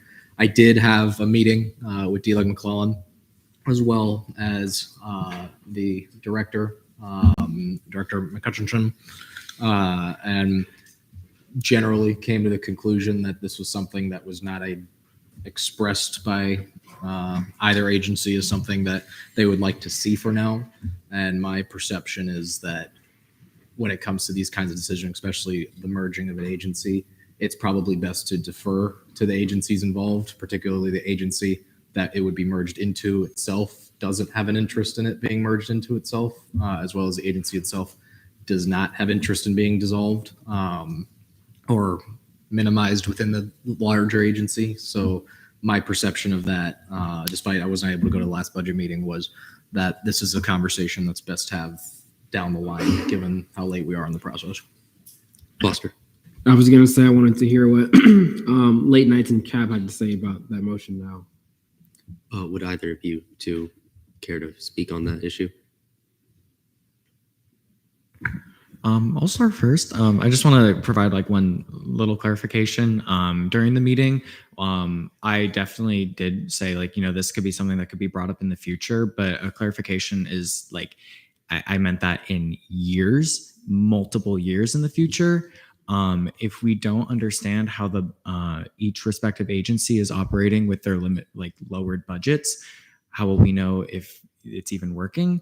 I think definitely taking it on a year by year basis is something that can definitely be arranged. And I personally would not mind that. I'm not for being excessive or willy-nilly with student funds, but I definitely don't think we need to be jumping the gun in this sense. Additionally, Cab and Late Nights both have very separate missions, and post-COVID, during COVID, as everyone has noticed, we've all witnessed disruptions. We've all kind of been thrown off track, but especially post-COVID, we have grown and definitely explored, grown and explored our own respective paths in a very, very strong sense. I know Elena has really taken Late Nights in a really great direction as well. A lot of the few events that have not happened on Friday, Saturdays, and Sundays have been tremendous hits. I know their sexual wellness bingo hit capacity in the Pegasus Ballroom. And the only reason why they had it on a Monday was because they knew that they needed the Pegasus Ballroom because it'd be a massive hit. So much of a hit that they actually programmed another one for a Valentine's Day themed one. Essentially all I'm going to say about that is I'm very glad that we're both taking our very, respective tracks. And actually, might I add one more thing? Personally, for me, Elena can speak on this herself. I've not heard any sort of conversations about merging of our two agencies outside the realm of student government. No committee members, directors, both present and former, have brought this up to me. This has never been a conversation in my mind, and neither has it been in their minds. So I would just like to leave it at that. And Elena, if you'd like to share anything else, take the floor. Yes, I would. I just would like to say that the functionality between Late Nights and Cab are two very different. Yes, with their branding and how they present themselves to the campus, but also within their own agencies and boards. Taking away, I feel that merging or dissolving Late Nights will take away a lot of opportunities that tend to be a little bit scarce already in the Office of Student Involvement, as well as any student leadership position. That's about what I have so far. Thank you. Berkman. Move to see the next item in our budget. So there has been a motion to move on from late nights. Are there any objections? Seeing none, we shall. Multicultural Student Center. We're now going to be discussing the budget lines involved. Are there any questions, comments, and or concerns? Costas. Motion, if I may. You may. Is it possible to make a motion to move $8,000 from LGBTQ plus programming to LGBTQ plus services to make line 75 have a total of $16,000? There's been a motion to move $8,000 from line 74 into line 75 to make it $16,000. Are there any objections? There's been objections. Do you withdraw? No, but I can clarify as to why I'm making that motion if people would like. So you do not withdraw? No. Okay, we're going to go into pro-con then. Hall will be the objection. Go ahead. 1 minute. Yeah, I mean, I think the biggest thing is before we do any motions that to actually understand what MSC's rationale for that is. I know MSC was one that we looked at very intensively. A lot of things were able to fortunately be added back with the additional funding. But I think before we do any motion like that, it'd probably be best to see if there's anyone from MSC that can speak to it or just get more clarity on the difference between the two. Costas. Yeah, I will withdraw. But just to clarify, I did make that motion. I think putting some of that money into services would be good, as MSC has already has $134,000 for programming. But I do withdraw my motion. If anybody from MSC is here, I would love to hear their thoughts on that. Okay, so it's been withdrawn. Is there a motion for a non-committee member to speak, that being Aloe? So moved. Go ahead. Hey guys, so obviously I'm not a representative of MSC, but I did work for LGBTQ plus services for 3 years. I was on Lavender Council. I was involved in their mentorship program for in my 3rd year, and I appreciate what Senator Costas is trying to do. I think an important thing to recognize is that LGBTQ plus programming and LGBTQ plus services, while funded under MSC, do very different things. So LGBTQ plus programming technically falls under like the MSC's board that they do. They have a Pride director who does Pride-oriented events within MSC. So typically that's the intersection between multicultural students and queer students, whereas LGBTQ plus services operates almost independently from MSC, I would say. They collaborate a lot, but LGBTQ plus services is where you find the groups that do amateur drag on campus, the Lavender Brunch. They host Pride chats every month in Pride Commons to help educate the community. They do the safe zone trainings with sororities to UCFPD to student groups. And they also do Lavender Council, which is an unpaid volunteer position that students dedicate 20 to 30 hours a week in order to support the LGBTQ plus community. So LGBTQ plus services took a $2,000 cut last year in order to help fund the assistant directorship in MSC. That position was never filled and was then removed this year. But LGBTQ plus services didn't receive any of their money back. They do a ton of programming for thousands of students every year. Last year or 2 years ago, when the Lavender Brunch was held online, we even had almost 2,000 attendees to our virtual Lavender Brunch. So they reach thousands of students. They provide lots of programming and education, and they're doing this on a really short budget. And they haven't even received their $2,000 back from that money they put toward the assistant director position that is no longer there. So yeah, I think it's important to recognize the organizations that are doing a ton with very little. And both LGBTQ plus programming and LGBTQ plus services are really important. Obviously, one is operating on a much lower budget. So not saying that that money would have to necessarily come from programming, but it's definitely a group that could use some more funding. Spaulding. Okay, so hearing Aloe speak about the difference between the programming and the services, and how, if I'm understanding correctly, the services are much more center oriented on the LGBTQ plus community, I'd like to make a motion to move not 25,000, to move 6,500 from the LGBTQ plus programming to the LGBTQ plus services. There's been a motion to move $6,500 from line 74 to line 75. Are there any objections? I object. Seeing as this might be a topic of debate, we're just going to go into a 7-minute debate on this topic before we go into voting. Have that up. So 7 minutes starting now. Berrickman.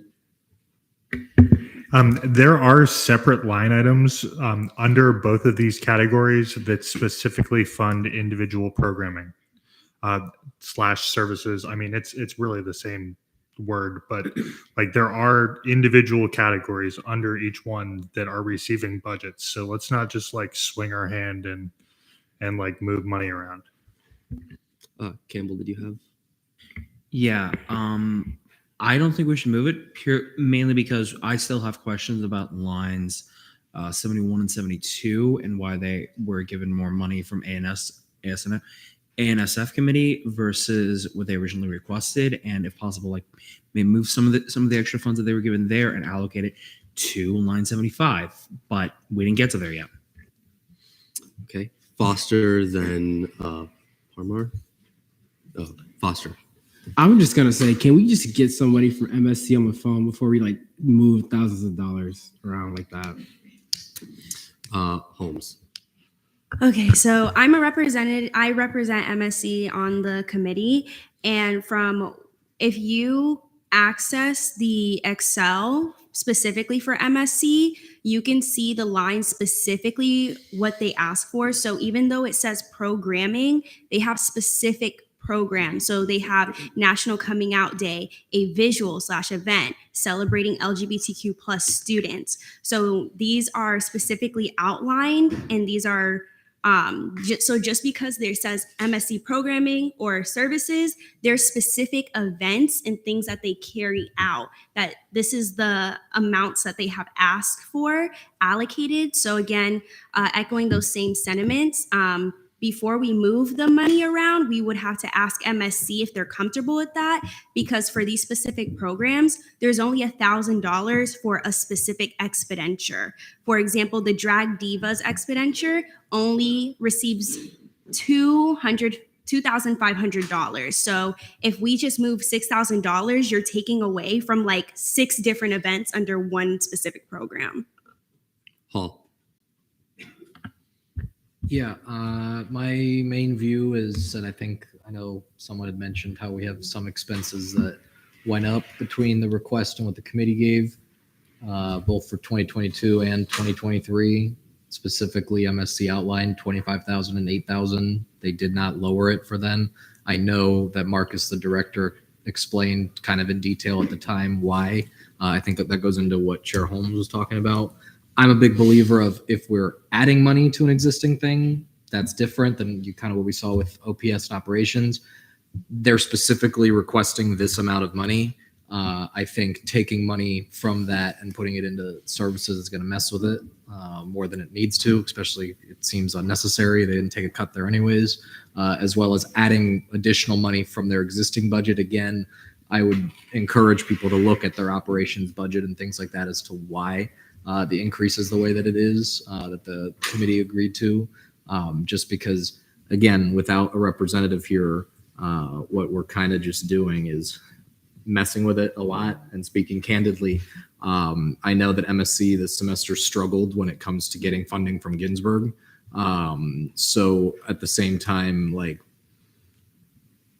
they probably need all the money that they have. The committee was able to give some back, but I think taking away from what they already requested doesn't make any sense to me, and I just recommend that we move on from that. Also, just to clarify for people, there are presentations for each entity in the drive, so maybe that could help clear up some things. I know it's not the same as somebody giving it, but Spalding.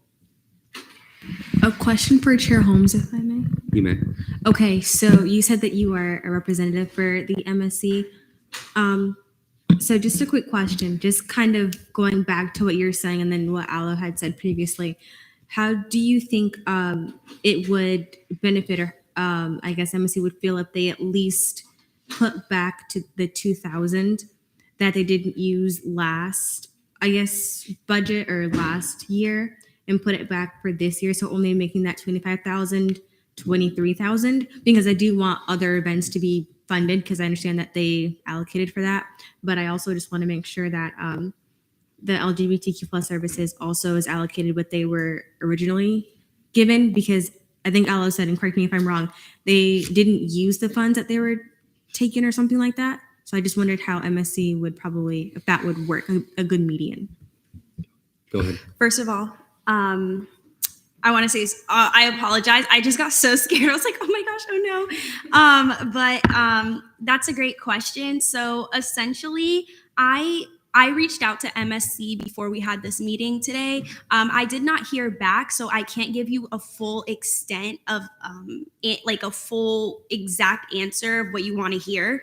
But what I do know is the reason I can't say that extracting that extra 2,000 from LGBTQ plus into programming to services would do much, just because I think that they articulated the budget a specific way because they know what they're they know what materials they're using and what they are thinking of purchasing for those specific programs. So I can't specifically tell you if taking that $3,000 is going to hurt or harm them. That is more of a question for them. But I know that Speaker Hall and I the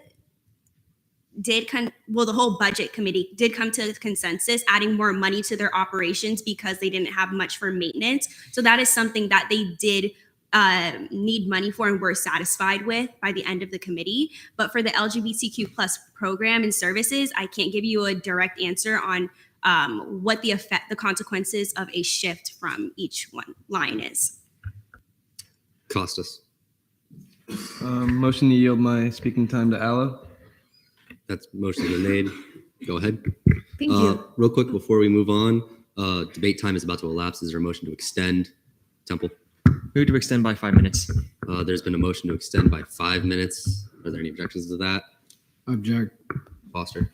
Move to extend it by 3 minutes. Do you withdraw? I do.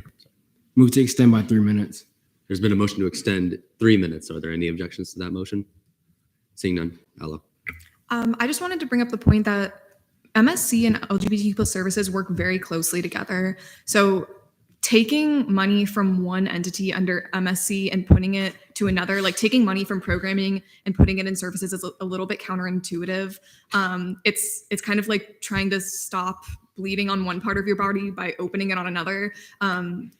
The minoritized groups already have so little money on campus, and what I would say is it could be more beneficial to pull $2,000 from somewhere else if that place existed, only because like the last thing we want is for LGBTQ plus services and MSC to end up having tense feelings towards each other because one takes money from the other. We already do so much work together. My intention was not to say that LGBTQ plus services does more than MSC or deserves MSC's money. The two work together frequently, but are still funded relatively separately. Like it's not a big pot of money that services can pull from when it's just because they're also under MSC. So that was I wanted to clarify that because I feel like that was getting a little muddled. DeMarlo. Can I make a statement and then a motion? We're in debate. Oh, okay. So I think we should just move on, and then maybe if we find something else later on in the budget, we can look back at adding $2,000. And then also to answer, I forgot who asked this, the reason why we added money back to, I think it was ops or operations, was to make up for the 2 vacant positions that we're cutting, the 2 positions. We needed a grad assistant, otherwise it'd be like too much work for all of them to handle. And with that, can we move on to the next entity? We're currently in debate on a motion to So we're gonna go into voting on that. So is that a motion to vote on this? Yeah. Motion. Okay, there has been a motion to vote on this amendment of $6,500 from line 74 to 75. Are there objections? Is that objection? President voting. So noted at 8:51. Is that an objection? I think that was my motion, right?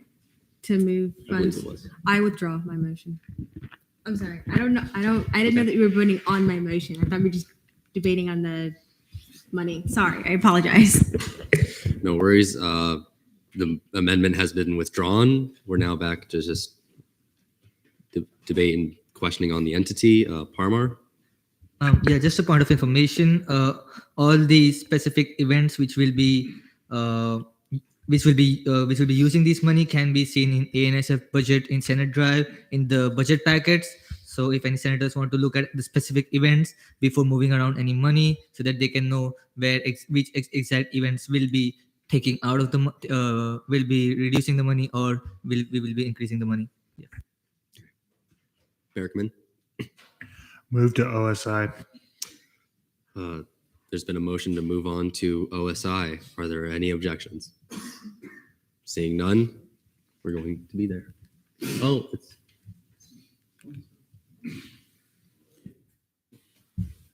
go ahead, Brody.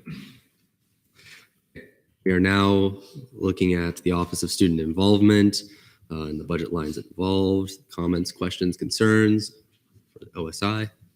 Borges. Yeah, question, I guess, for anyone on the budget committee or Shane directly. So I know we cut a lot of the coordinators, assistants, executive directors of like agency stuff, their hours, not their pay. Obviously, we increased it for the legal minimum wage.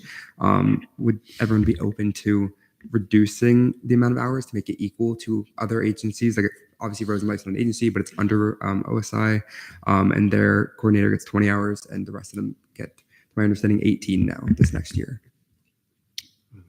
Shane? There is a slight difference between what Rosen does and some of the other agencies. Rosen technically isn't an agency, it's kind of a function, but they do staff an office. So there is some of that is hopefully staffing an office that's right by like the student lounge that's up there. So that is why we've had their hours different than what an agency would be.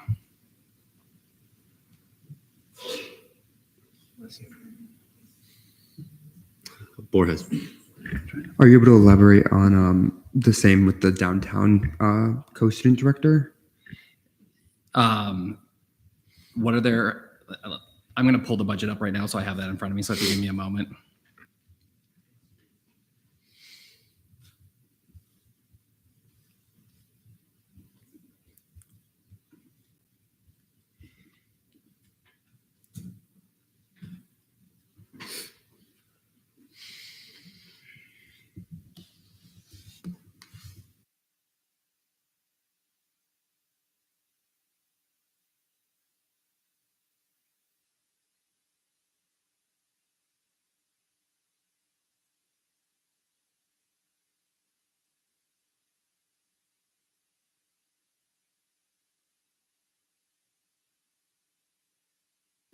In the meantime, are there any questions, other questions that might be asked in the meantime? Berkman?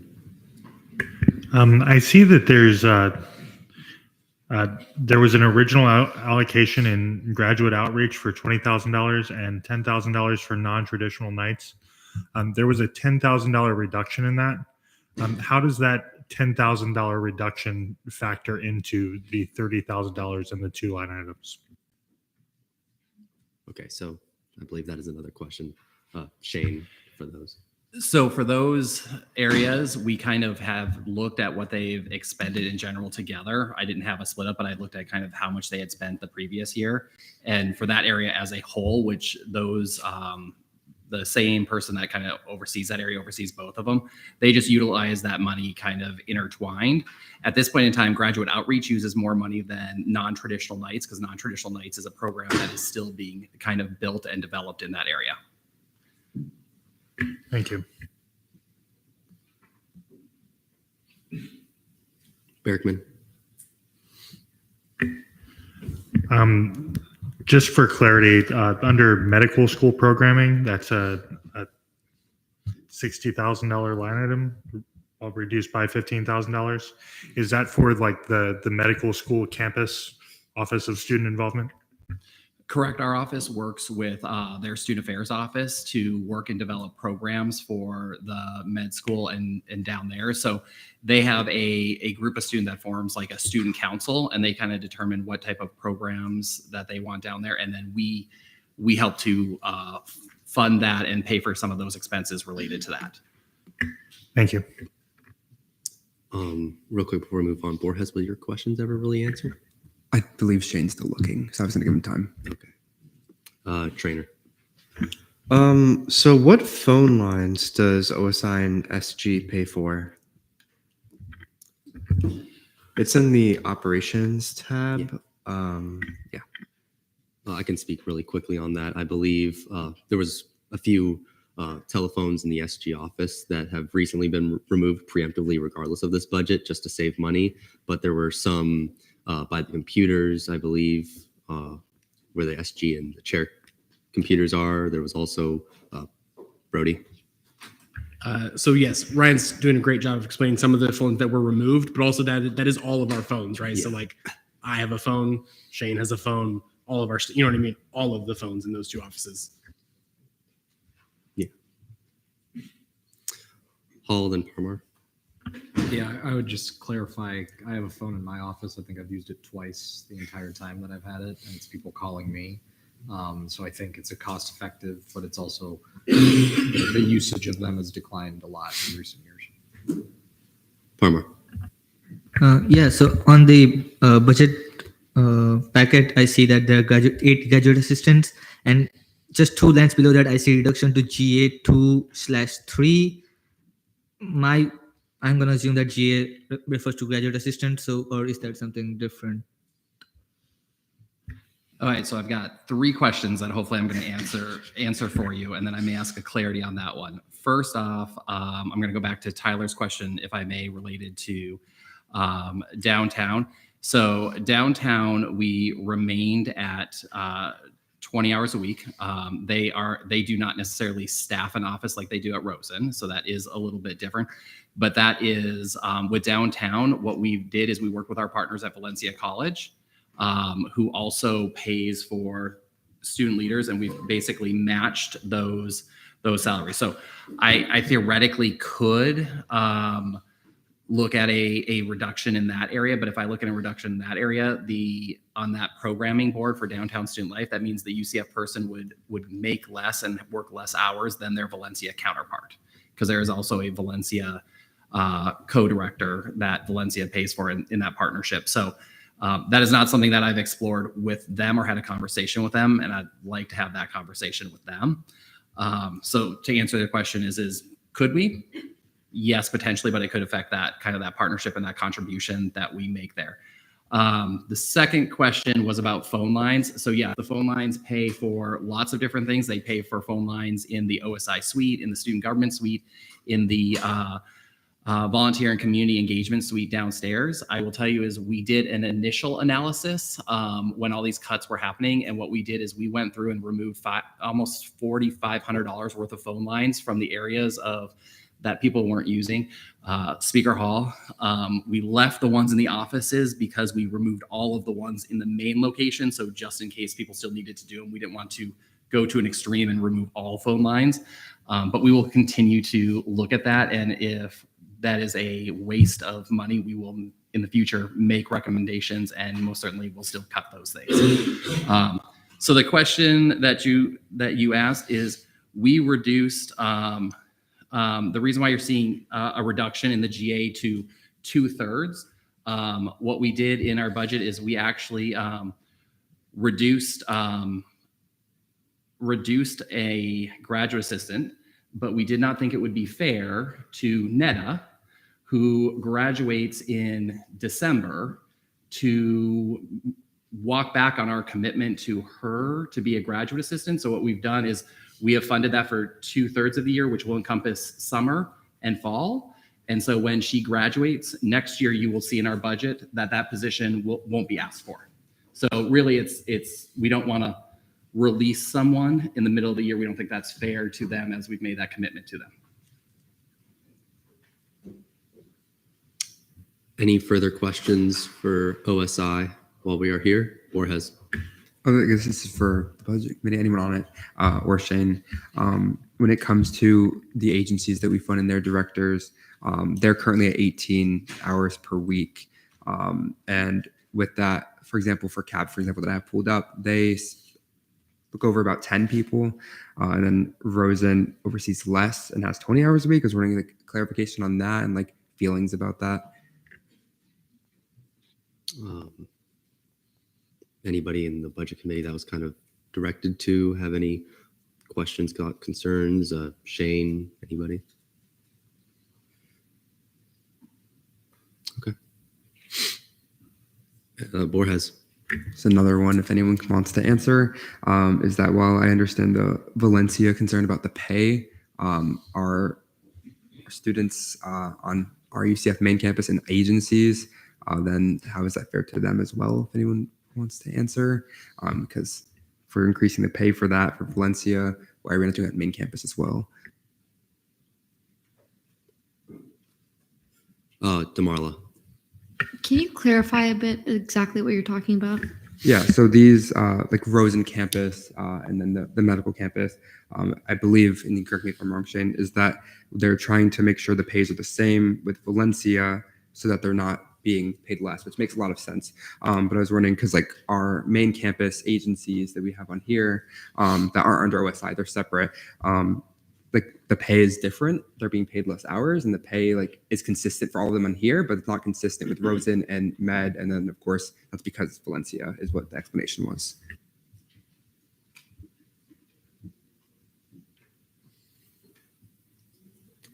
Damarla. So please tell me if I'm right. So you're asking why there's like the decrease in pay due to less hours among OSI like agent heads or like the student heads versus Rosen campus having this equal amount as Valencia. So I think the reasoning for that is because of budget cuts. We at the end have to decrease the amount of money we give to all of these agencies, which will the best ways without decreasing a lot of programming, with their salary, with the minimum wage increasing, is by decreasing the hours overall in the main campus. Because I feel like if we decrease the hours on one like agent or agency on the main campus, we would have to do it for all. I understand why the Rosen in downtown is different, so we can look into that, but I also don't think that it's necessarily like needed. I don't want to take unnecessary money away from like students. Borges. I guess I could probably bring it up later once we're done going through everyone, but there are things that students did have concerns about. Like obviously we talked about things like free printing, RWC, the hour cuts, that like, while small, these things could go towards that. So if you guys are open to having, I guess you could say equality between all the student executives, the main campus is technically being paid less than Rosen in downtown. So. Damarla. Shane, do you mind if I redirect a question to you? Have you heard or talked to them about specifically maybe, do they think they have enough hours to get their work done, or do they think that they're like really stressed all the time? Do you have any insight on that? So I don't have any information as with whether they're stressed, but I will say is I am more concerned about the reduction in hours related to Rosen because of that office space that they do, and there's free printing there. And so if they're not there, those services don't get run. Like for instance, in OSI, we already have a student that covers kind of the front desk area. And so they do operate a little bit of both of those. They operate programming, but then there are certain things that like free printing that can't happen there if they're not present there. Downtown is a little different. They don't operate that. There is a front desk person that operates that. But I will say is if you compare our last year's budget to this year's, we did cut an entire coordinator downtown. So where they had 4 paid positions downtown, they're moving from 4 to 3. Marla. Based on what Shane's provided for us, I don't think it's necessary to decrease those hours, especially with that position cut.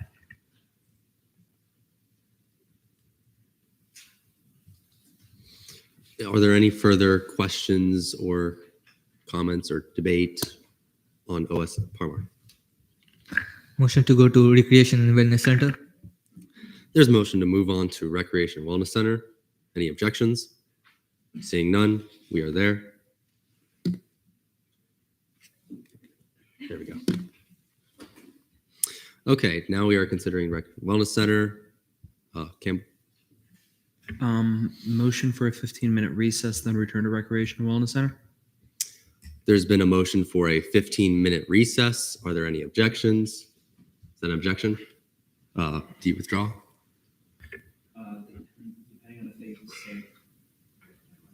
Sorry. Depending on if they say recess for a smaller amount of time, then I withdraw.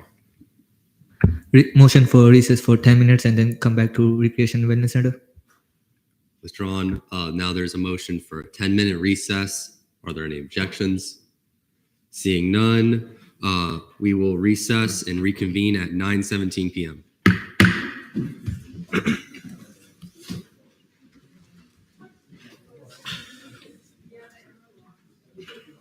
Why are you recessing? That's a great question. I didn't object to this. I mean, like, I'm just curious. They're in there.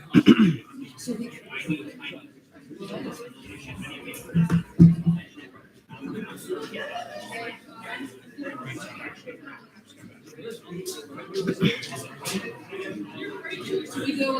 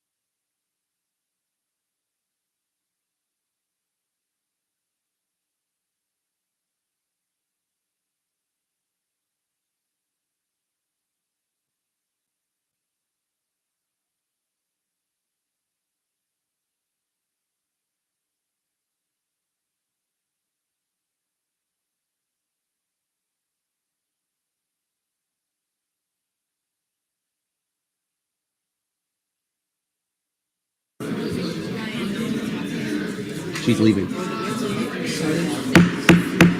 Okay, everybody, we're going to be starting. Okay, I call this meeting back to order, 9:19 p.m. We are currently at the Recreation and Wellness Center. Any questions, comments, concerns, debate on the budget lines we are looking at right now? Bergman. So this is the question for Mr. Kahan here. I see that we have a 7,800 square foot gym downtown and 149,000 square foot facility here on main campus. I also see that we have 18 custodial workers and 7 maintenance technicians. How does that work? And I don't know if I introduced myself earlier, but I'm Gary Kahan. I'm the Associate Director for the Rec and Wellness Center. Certainly appreciate the question and happy to explain a little bit about how that works. The custodial staff are critical in our mission for keeping students safe, healthy. As the person who sees all the reports that come in on, and I won't name the bodily fluids and functions that in locker rooms and restrooms and weight floors and basketball courts and the like that need to be taken care of to prevent the spread of all the things that we know can happen there. Currently we're open 113 hours a week. We have 15 different associated facilities, not just those facilities. Our Lake Claire facility has restrooms. Our tennis courts have restrooms. Our RWC Park, where our fields are, have restrooms. And so those all need to be tended to by the custodial staff. Just like any employee, they work 8-hour days with a lunch break. And so when we're open 18 hours in a day, we have 3 different shifts of custodial staff.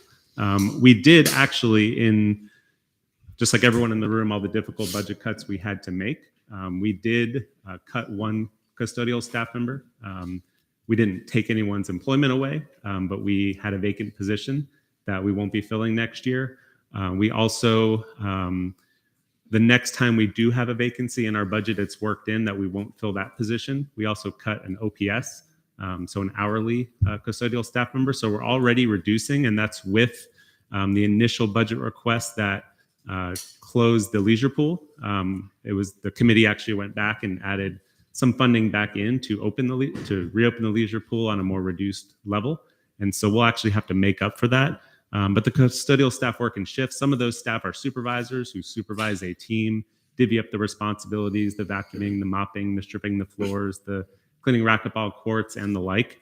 And so we put a lot of work, like everyone did, into what would have the least impact on student well-being and safety, like I mentioned.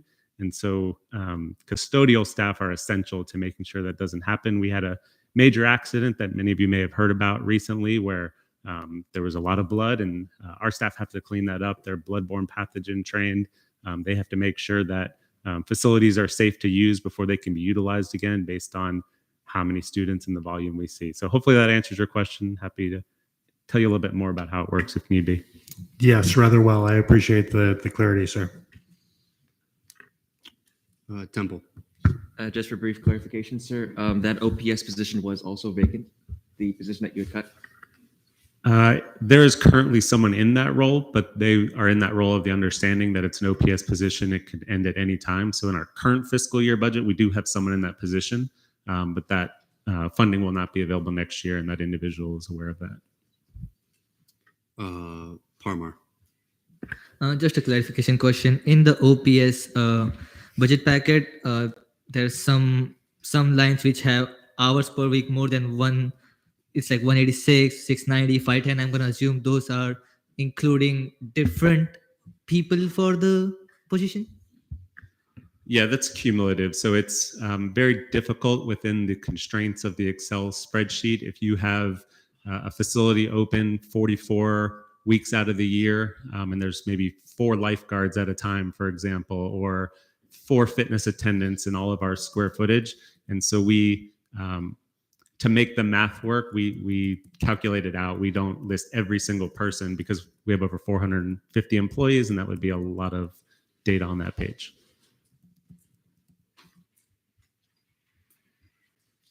Foster. Do you have any exact numbers, or maybe I guess an estimate on how many students use the leisure pool per semester? Not per semester, but our annual from the last calendar year was about 11,000.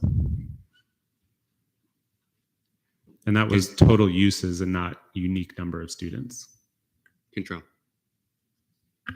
So it does say in the PowerPoint that it does say leisure pool closure, but yet on this PowerPoint it says that they're cutting the hours. So is it just cutting the hours, and is this not up to date? Real quick, just as a clarification for that, the request was to cut the leisure pool, but the committee went back afterwards and added funds back to the leisure pool. Just to clarify that. Campbell. Yeah. Do you happen to know what the proposed hours would be cut to? It was, so originally it would cost about $171,000 for our current hours in the leisure pool. It's not year round. It's seasonal, just based on weather. I believe it was about $91,000 that was put back by the committee. That can be worked in different ways, but it's about 4 hours a day for about 34 weeks out of the year. Foster. Can I direct a question to anybody on the committee? You may. I guess what was the thought process behind cutting and then giving money back to the leisure pool? Richard. So essentially, we originally cut it because it was the RWC's discretion, and we had to cut a large number of funds. And then when we got back into it, even if we were to cut it, we would still have to maintain it. It's a expensive physical asset that we own, and we can't just let it rot. So it was just going to be paid to be maintained no matter what. So after further discussion and later down the line, when this school or other departments or whatever picked up some of the salaries and we had extra money, we figured we might as well make use of an asset we have instead of just spending money to maintain it and let it just sit there. So I don't remember exactly the amount and what they suggested the hours we had, but at least in some capacity, we were allowed to partially fund it, which would at least give some use to something that already cost us a lot to have. So that was our rationale. Just for clarification, I believe the intent from the committee was to have the pool with that amount of funding open 5 days a week, 4 hours a day. Parmar. Yeah, my question would be, so on the USPS staff sheet, I can see that there's a vacant position for facility scheduler, which we are paying around $50,000. Do you think that position will be filled out this fiscal year? Yeah, that is our intent. And I should mention, we also cut 2 maintenance positions and an office manager position. So close to $200,000 in total RWC positions. The facility scheduler is pretty vital with all the requests we get from organizations to use all of our associated facilities. One of our staff members left recently to join the Office of Student Accessibility Services. And so we're in the process of replacing that position now. Temple. Point of information that I made, just point of information. We did see the RWC and had actually implemented that fund back in the 2nd of February. I have the agenda now, and I was going to ask Brody if I could input it into the agenda. Is that okay? To link the minutes from that agenda? Yeah, make sure you have the one that's in the Senate Drive. Any further questions while we are looking at the RWC? Or has? Yeah, to my understanding, if we had added $30,000 back to your budget, you'd be able to stay open for an additional hour per day. Is that true? Yeah, roughly. We had proposed in the original cuts, Monday through Thursday, we're open from 6 a.m. to midnight. We had proposed 7 a.m. to 11 p.m. I believe the committee put $30,000 in so that we could go either 7 a.m. to midnight or 6 a.m. to 11 p.m. So it would roughly be another 30,000 if we wanted to keep the hours what they are now. Berkman. It looks like there's an increase between your request for OPS staff and what the ANSF budget committee recommended of about $60,000. Do you know what that was for? That was refunding some of the pool hours because some of that funding for the pool is in the form of lifeguards.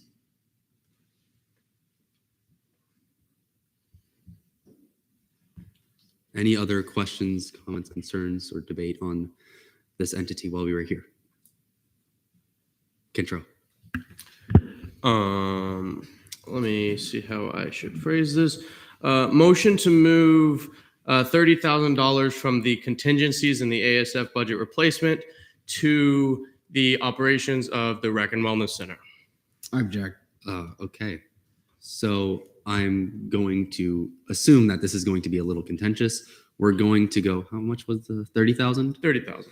We're going to go into 10-minute debate on the matter. Are there any objections to a 10-minute motion for debate? Parmar.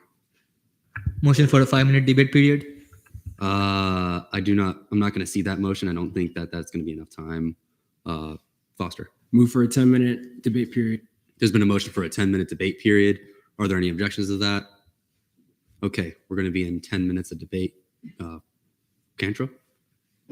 So it was to my understanding that a lot of the student body, this is one of the biggest concerns that a lot of them had and were very angry with over the budget cuts was cutting the hours of the Rec and Wellness Center as well as the leisure pool closing for good. Now that the leisure pool is, well, open for some amount of time now, I think that it would be okay to address and take a little bit from the contingencies that does have a lot of funding still going into it, as well as previous funding, to keep the Rec and Wellness Center at the current hours to hopefully just provide a little bit more accessibility to our student body and continue to do that. I'm going to go Spalding first. Yeah, to his point, I know that I'm sorry, I don't remember your last name. To the senator's point, I do want to increase funding for the RWC in some way, shape, or form because I know this is a touchy subject for a lot of students, and I know that I was kind of looking at their PowerPoint; they're cutting a lot back. So I do just kind of want to have an open discussion about the best way that we can allocate funds from maybe one other department or agency and put it to the RWC because it has been a very negatively debated topic amongst the students. That's something that I've heard, and I'm sure probably most of you have heard as well. So I would be for putting more money to the RWC, but I'm not sure about putting it from the Contingencies. from the contingencies to there. Borges. I completely agree with Control and Spalding when it comes to adding money back to the RWC. And you guys are probably like, why do you keep asking these really specific questions to these people? But I want to clarify that, as Control and Spalding said, a lot of students have come to me, and I'm sure have come to a lot of you, saying that they're really upset about this. It's really something they care about. They pay this money, and we should listen to them. With my questions regarding late nights, and there was a point, I'll give the point. If we had discussed merging them, we would have saved roughly $47,000 if we had just given $15,000 a cab.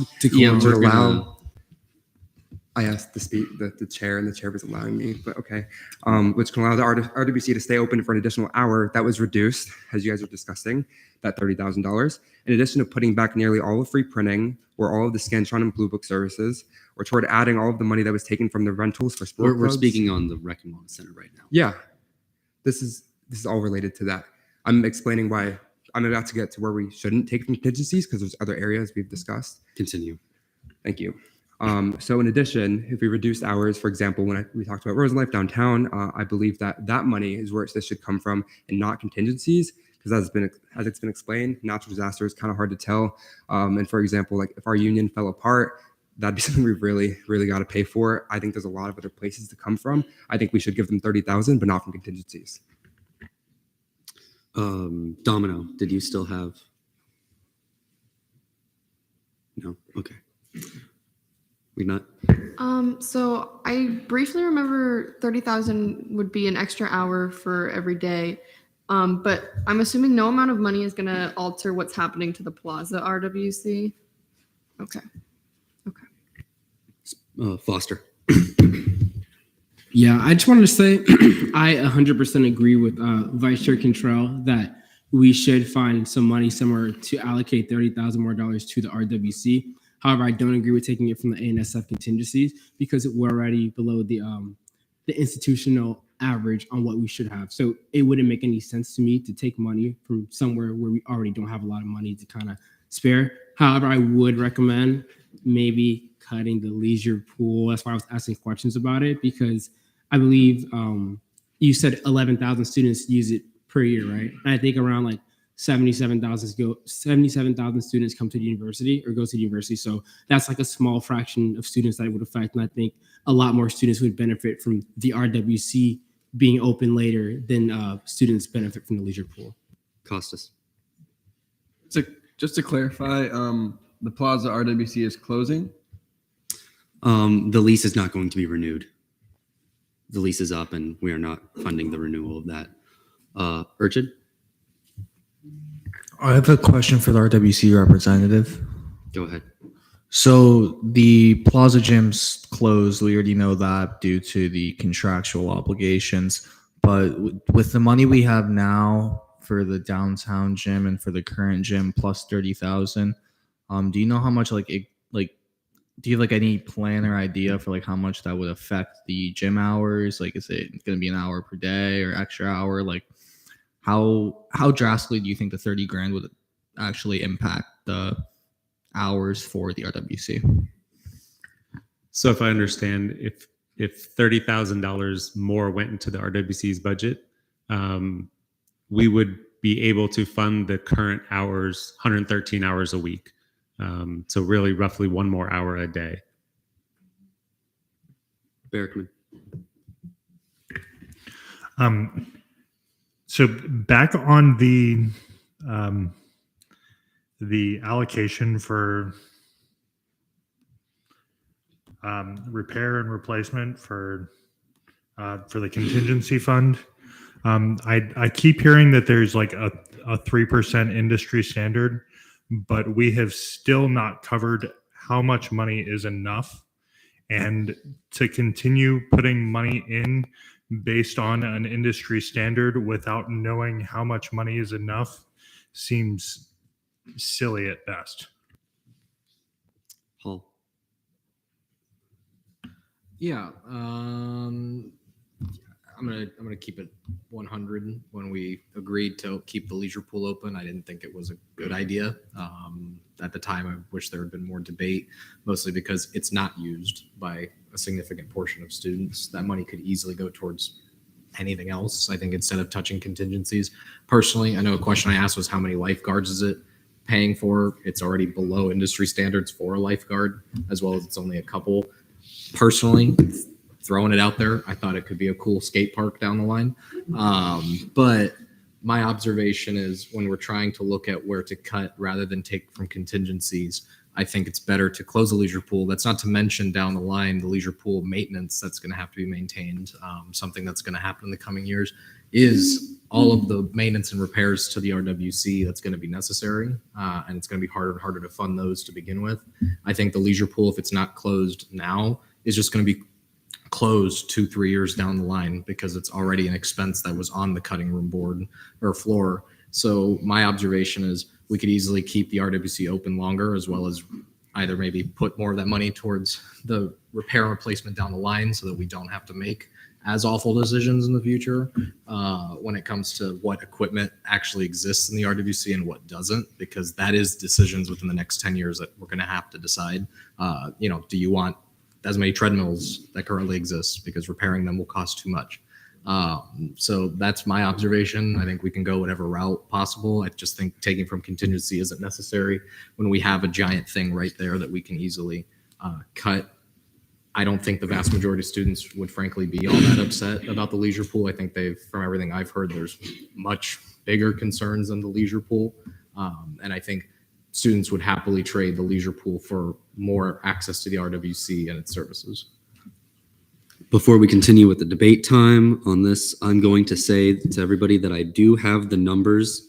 Like I mentioned before, the the refunding of the pool to what we did in committee was in OPS, but it was also in operations. And I do have the numbers for what we put into for that split of the 93,000 that funds the 5 days a week, 4 hours a day. So I do have those numbers, but we are still in debate on the motion to move 30,000 from contingencies into the one space. Yeah. We're gonna go McNutt. So Plaza's closing. There's a lot of equipment in Plaza. Will the RWC be making any money back off of the equipment in the Plaza?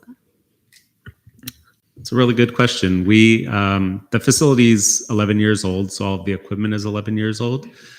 We are working with vendors right now. It's to not explain it too in depth. It's university property, so we can't sell it, but we can trade it in for credit, and we do that regularly. We just got approval to put from R&R 8 treadmills, and our oldest treadmills were 13 years old, and we got about $250 a piece in credit from the vendor, which is not nothing. So we're thinking we can get anywhere between $10,000 and $15,000 of credit. And so that would allow us the next time we go to buy a piece of equipment that it would in effect be free, but it won't be refunding us any sort of money. DeMarlo. Oh wait, I'm sorry. Was that a follow-up? Go ahead. So is there like any way that money needs to be reflected in the budget, or is that something in the future that we're going to be concerned about with credit and where credit's going to be allocated? It's credit with the vendor, if I'm not mistaken. So that's not actual dollars that we can recognize. It's credit with the vendor that would be money we would otherwise spend from the R&R funds that are in Dr. Posey's budget, which wasn't funded this year already. So not to do the math for you guys, but there's really nothing to credit back. Thank you. Okay. There's currently 14 seconds left in debate time. Is there a motion to move to vote or a motion to extend? Cantrell? I retract my motion. Motion is withdrawn. We're no longer in debate on this. Oh geez. I'm still gonna go tomorrow. Can I pose a question to the RWC representative? Yes. So how much would cutting the leisure pool give us? I have that number. So no, it's not that number. So the money that the 171,000 was what was originally cut in the original request, but in committee we did put $93,116 total, split between operations and OPS. So there's two different budget lines that were for funding the leisure pool. I do have those numbers upon request. Is that a follow-up? Go ahead. Yeah, do you mind giving the individual amounts? Okay, so there was $55,000 put into operations and $38,116 put into OPS. Okay, I'm gonna go Uriah. I was just gonna say, I think this is the third or second motion we've had that's ended up being withdrawn. So before we make like any more drastic motions and stuff, I think we should probably look into things a little bit more. And before we make the motion about where things can come from, because we've wasted like an hour now going over motions that were ended up withdrawn. Spalding. Yeah, just to kind of slightly piggyback off what Cherry Ray was saying, I wanted to have an open discussion before making a motion about where we best think, if we currently have an idea, where we would like to put the funds from to put it back into the RWC, or if we think the best solution is just to kind of close the leisure pool and take the funds from there to keep the RWC open for their, I think 113 hours a week. I think it was what it was. If anyone has an opinion, I'd like to have a little bit of discussion on that. Borges. Yeah, so related to the closing of the pool, I don't know if you guys saw, but on Reddit, Snapchat, Instagram, everywhere, a lot of students were also mad about reductions in that. Obviously, not as much as the building itself, like the gym itself, all the equipment, but keeping students in mind, I believe there's other areas we should take from. If that answers your question. Berkman. For clarity, can I ask, is 113 hours what is being offered in the future, or is that what's currently being offered? And if so, like, what is the reduction? If I'm not, oh, go ahead, still. So the current hours are 6 to midnight, Monday through Thursday, 6 to 10 on Friday, 9 to 9 Saturday, 11 a.m. to midnight. And so that reduction of an hour would be during the week, we would, instead of closing at midnight, close at 11, and then we would reduce an hour on Saturday and Sunday. I would share that our usage from 11 to midnight is the lowest during the day. 6 a.m. to 7 is much more popular. Obviously, whatever time you close, that's going to be the least busy time because no one comes in. Well, I'm saying no one comes in to work out at 11:55 p.m., but some people try. But for the most part, it starts to tail off in your last hour of being open. And so that usage is not as high in that last hour. So I just wanted to share that information if it helps you all make whatever decision that you want to make. Thank you. I guess I just want to explain the reason I made that motion was just to get people talking about it, which I'm glad that it did. It was not necessarily to do that exact thing, but I wanted to get the floor open to discussion about the possibility of doing this. Four more. So just a clarification question, closing the leisure pool would help you keep the hours to the current hours and not really cause any issues.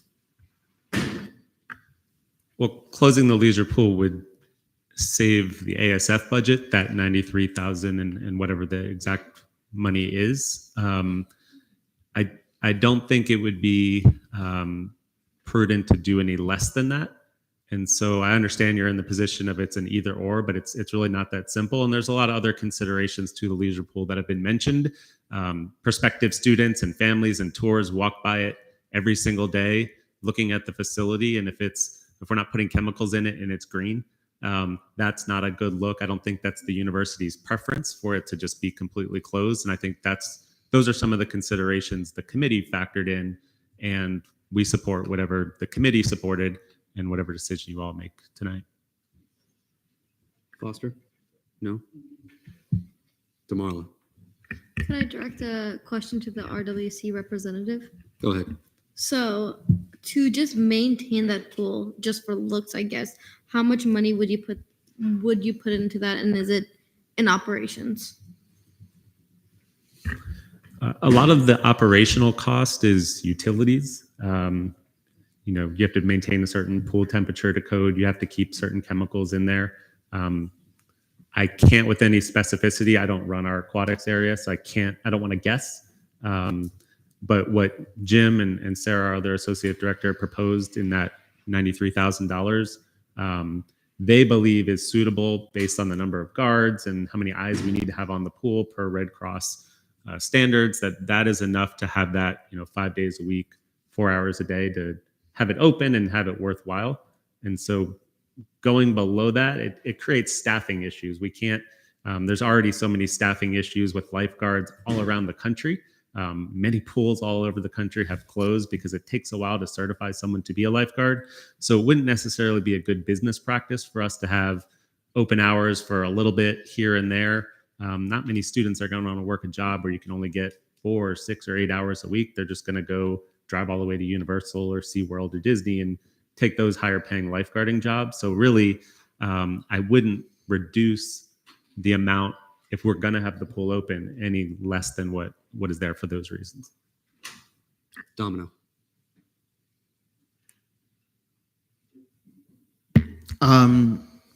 Can I direct a question to, I'm sorry, I don't want to call you him, but what's your name? Gary. So do you have I know that's not your area, but would you happen to have a census roughly on how many people actually use this recreational pool area? Unless I missed it the first time. I do have an office that overlooks it. It's quite nice certain times a year when the weather's nice. It's a leisure pool, so it's a recreational pool. So use is everyone who walks through the gate and scans their ID. Some people use it to take advantage of the sun or play, volleyball or spike ball or whatever they want in the grass area or just lounge. And then some people use it to cool down. during the spring and summertime where you need to do that in Florida.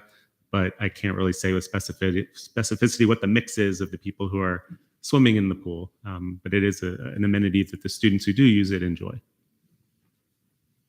Is that a follow-up? Go ahead. So would you say that it's not as a high traffic area as RWC? The RWC gets over 800,000 individual uses in a year, and the leisure pool gets 10 to 11,000 individual uses. So that helps. Bethesda. Like, do you have an estimate of how many students do come around between 11 and 12 in RWC during the weekends? Yeah, I can read that to you. This was from the first day of classes to Thanksgiving. On a Monday, we had 56,000 swipes between 11 p.m. and midnight. It was 341. On a Tuesday, 368. Wednesday, 306. Thursday, 260. Friday, we close at 10, so that didn't apply. So compared to 6 a.m. On those same days, we averaged about 1,500. Our highest number was 2,100. Costas? So, cutting the funding for the leisure pool also would that also bring the closure of the volleyball courts and the tennis courts and things like that? No, we don't staff those, so they're not under controlled access. We unlock the gates and students can use them whenever. DeMarla. Ryan, do you mind providing me exactly, once again, was it 55,000 from operations? If you don't mind giving me this. Is that a point of clarification, Temple? The numbers can be found in the 2nd of February ANSF budget committee minutes, but McCollum, if you wish to. I have them here. The numbers it's $93,116 total, 55,000 of which is found in operations, and $38,116 is found in OPS. And then, sorry, follow up. So if we are moving money from the leisure pool to open up the hours, it would still be within operation. The exact lines, I don't know if that's a mix of OPS itself or operations. I would defer to Gary.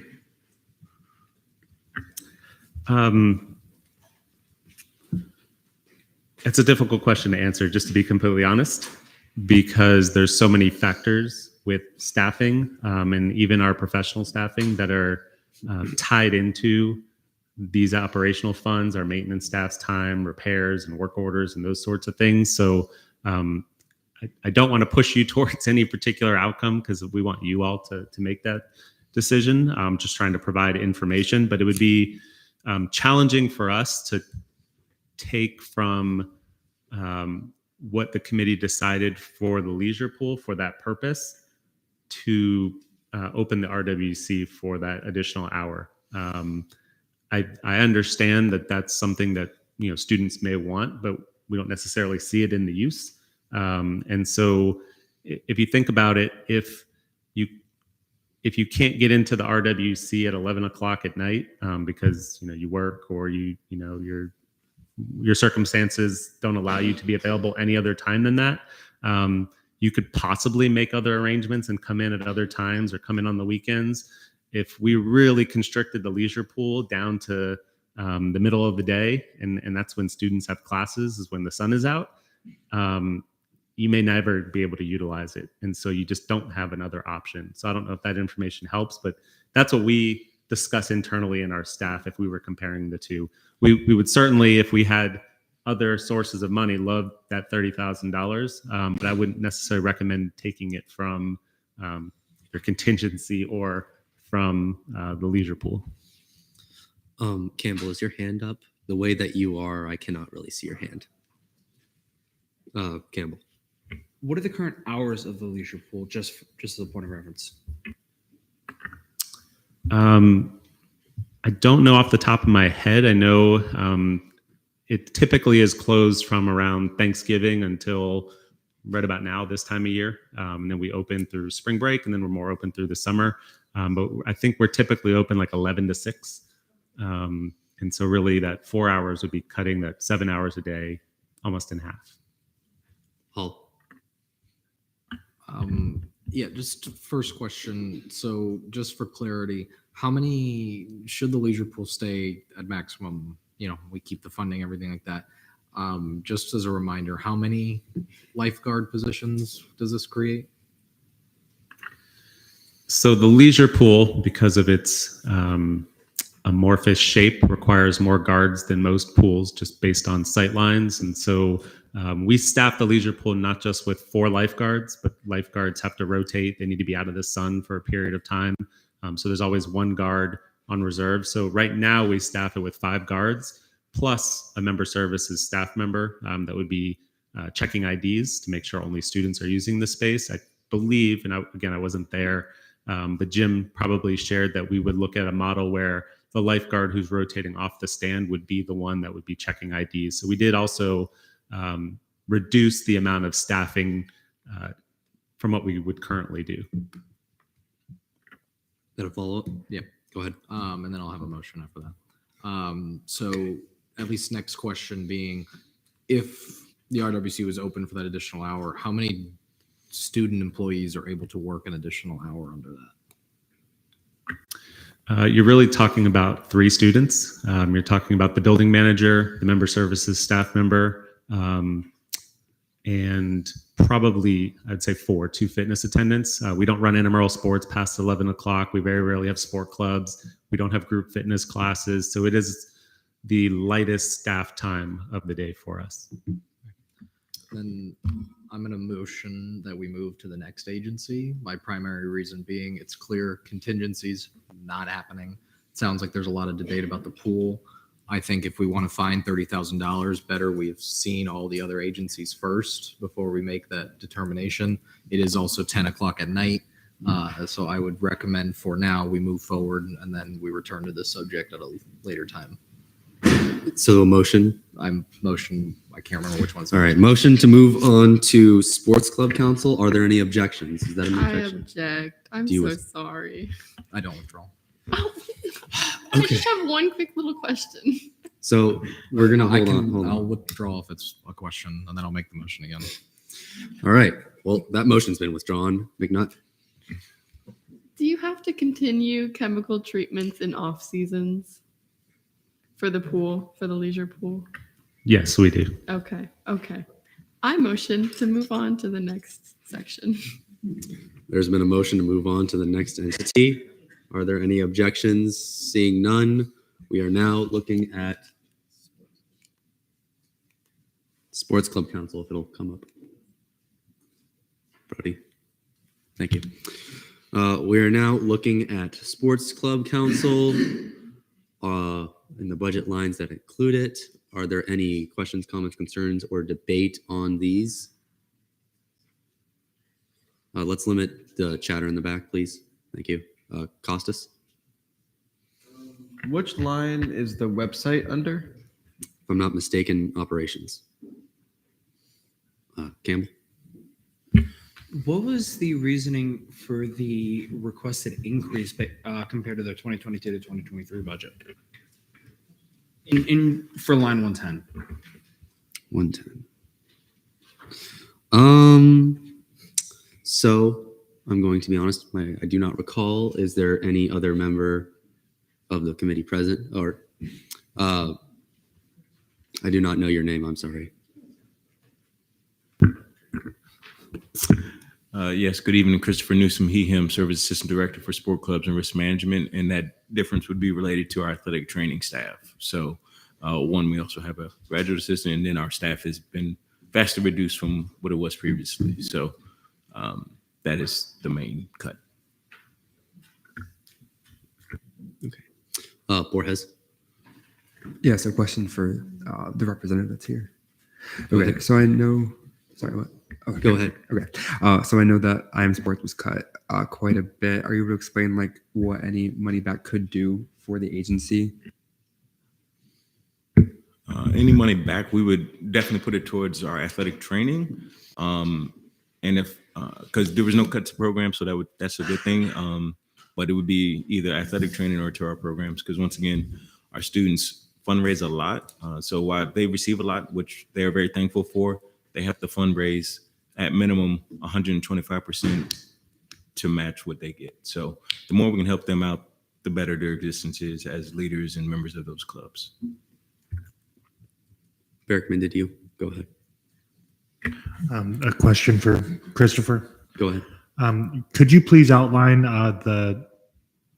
the programming costs? I see that there's travel equipment, dues, and subscriptions. Could you break that down just a bit more, please? 100%. So if you remember earlier, Dr. Posey talked about the two travel coordinators having to reconcile a lot of stuff.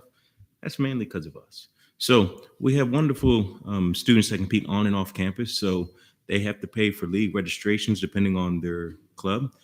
They have to travel as far as Texas, California for competition. So that's arranging the transportation, which 9 times out of 10, if they're going that far, will be airlines, along with rental vehicles, along with lodging for that.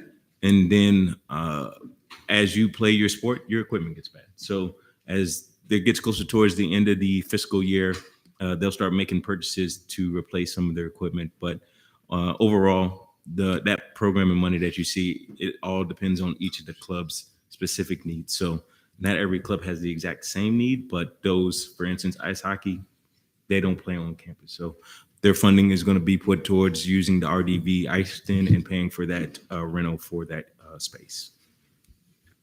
Is that a follow-up or another question? Go ahead, Barry. Yes, please. Approximately how many students does the Sports Club Council serve?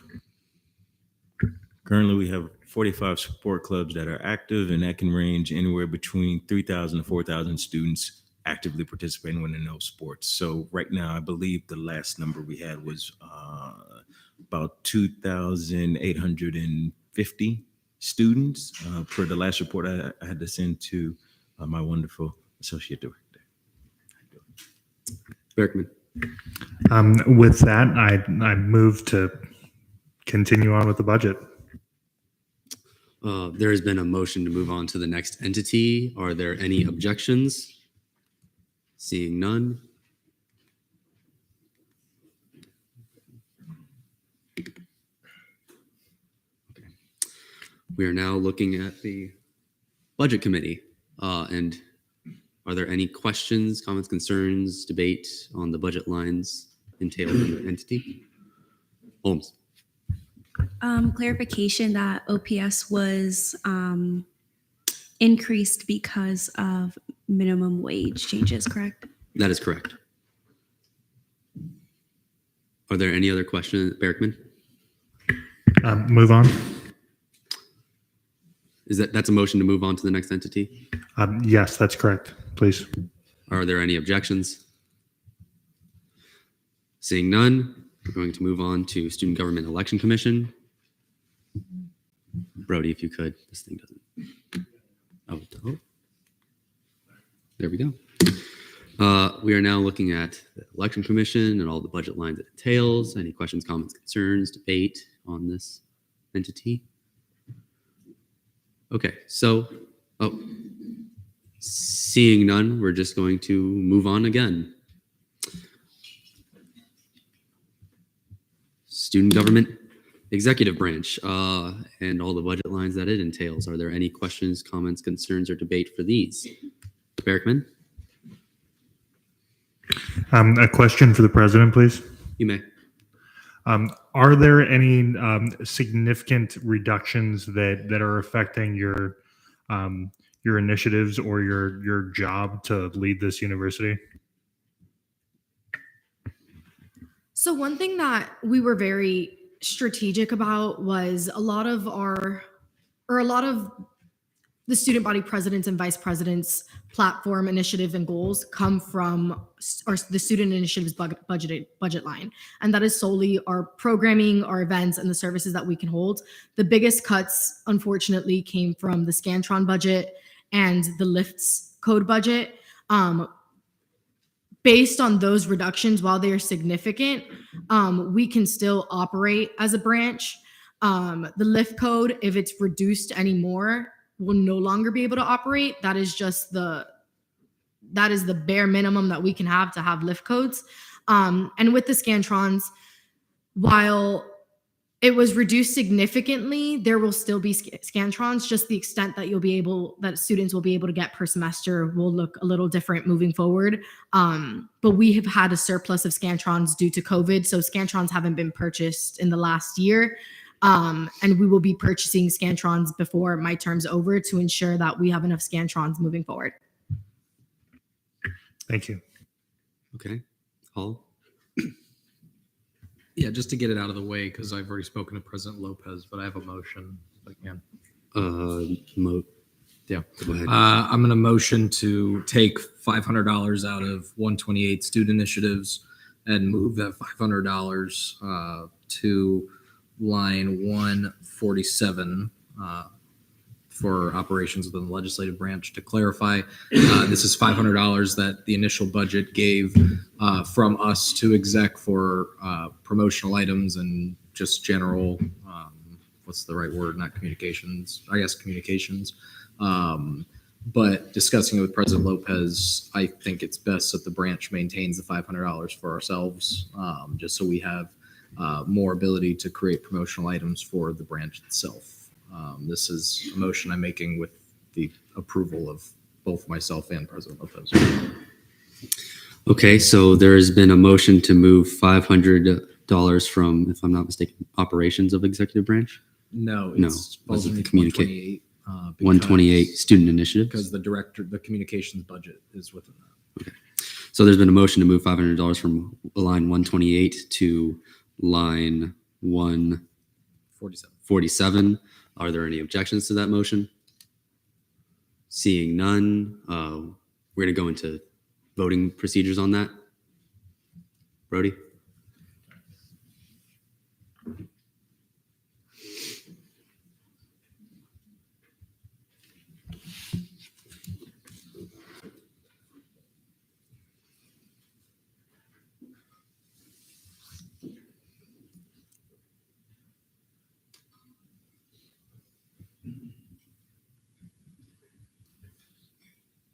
With a vote count of 28 to 0, the amendment passes.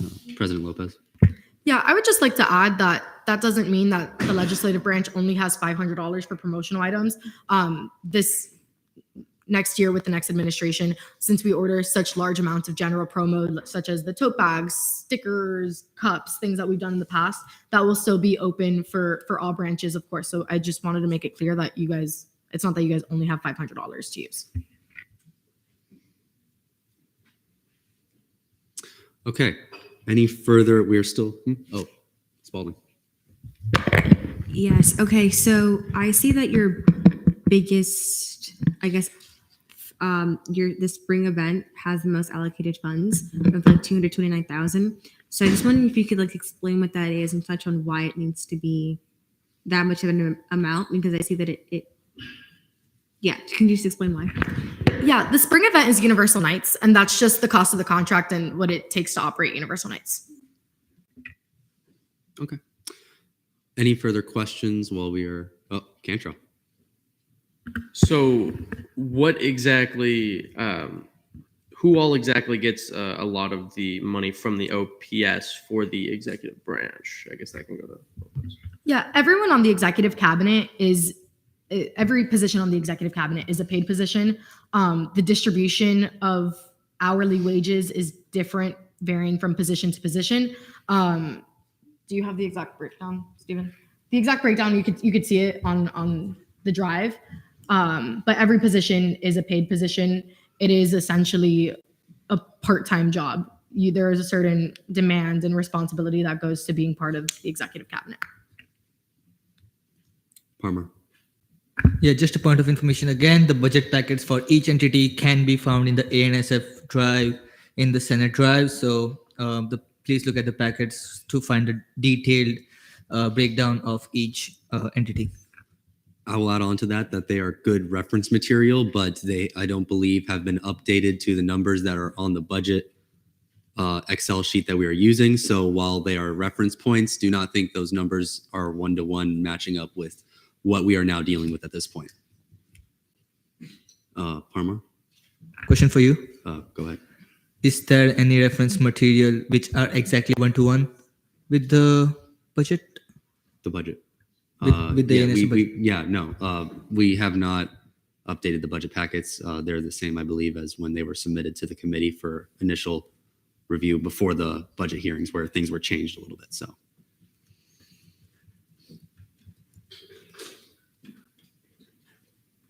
Spalding. Move to go on to judicial. There's been a motion to move on to the next entity, that being judicial branch. Are there any objections? Seeing none. We are now there. Any questions, comments, concerns on the budget lines entailed? Seeing none. Is there a motion to move on? Okay. We are going to move on. Legislative branch. Okay. We are now looking at student government legislative branch. Are there any questions? Borges? Question for Speaker Hall. Go ahead. What was like the calculation and thought behind the cuts for the registration and travel fund and the Senate working fund? Like the exact thought process and why the exact number that you chose was cut? Paul? I mean, part of that was I worked with the former chair on that. We had to make the 13.7% cut. When we looked at operations, a lot of those things were already fairly low, so we wouldn't have reached the 13.7 margin. I think right now our cut is larger than 13.7. I think slightly more. Since then, I've at least worked to try to get some of the budget back when it became clear that we could get some back, particularly when it came to caucus budget that was initially cut completely. I felt that it would be best for the branch to maintain some autonomy from the D&I coordinator so that we got at least some of that budget back. I think another big factor was just kind of looking more broadly. Some of the things like the banquet, et cetera, to me, those are nice expenses, or at least in the past. I could have sworn that some of those budget lines existed, unless I'm tripping. Like there was a banquet line, and it says 0 for last year's budget too, but there is a banquet line in my current budget. Brody? Defer that to Brody. Yes. So last year's process consolidated that SLC Senate Retreat and banquet into that speaker initiatives. Speaker initiatives used to be something like $2,000. So they didn't edit the numbers at all. They just consolidated it. So it's within last year's budget packet. You'll see those amounts. And so that's the budget Dylan's working off of. And then, yeah. Yeah, so my view of it was to avoid further cuts to registration, travel, and Senate Working Fund. Again, things like banquets are nice. I don't really care that much about banquets and things like that. I mean, I guess we're still gonna have one this year, but more generally, the work we do here, while commendable, I guess individually, at the same time, I'd rather that money go towards as much as we can outwardly helping students. So that was kind of the general thought process, as well as, again, I worked with the former chair and everything who reached the number that they set for the cuts and things like that. Costas. May I direct 2 questions to the CRT chair? You may. This year, have we used $620,000? Like, have we used over $120,000? We used the $620,000 that we've been allocated. No, not yet. We have $169,718 left. So my second question, do you think $520,000 is an adequate amount for CRT? I don't know if that's necessarily like my decision, but we are on track to run out now with the 620,000. So, I mean, the more the merrier. But if 520,000 is all we can get, then. Bergman. I would like to pose that over the next, hour and a half, we consider closing the leisure pool and moving that into CRT or the Senate Working Fund. Millington, did you sell something? Yeah, I guess just like point of information to that last conversation, the amount that CRT has now is including a 45,000 transfer from FAO. So just like keep that in mind.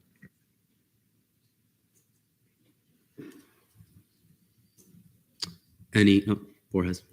May I add on to Chair Tripple's response to Costas? Some clarification. Sure. Yeah. Okay. Through the calculations when I was CRT chair, I expected that at the very beginning of my term we would run out, and we're directly online with that. If we did have the amount that's currently up there, we'd have to start denying students much sooner, using our quotas way stricter. And a lot of these students, as I'm sure reach out to Chair Tribble, used to reach out to me and say they got jobs and different things from it, internships. So if that helped at all. Hall.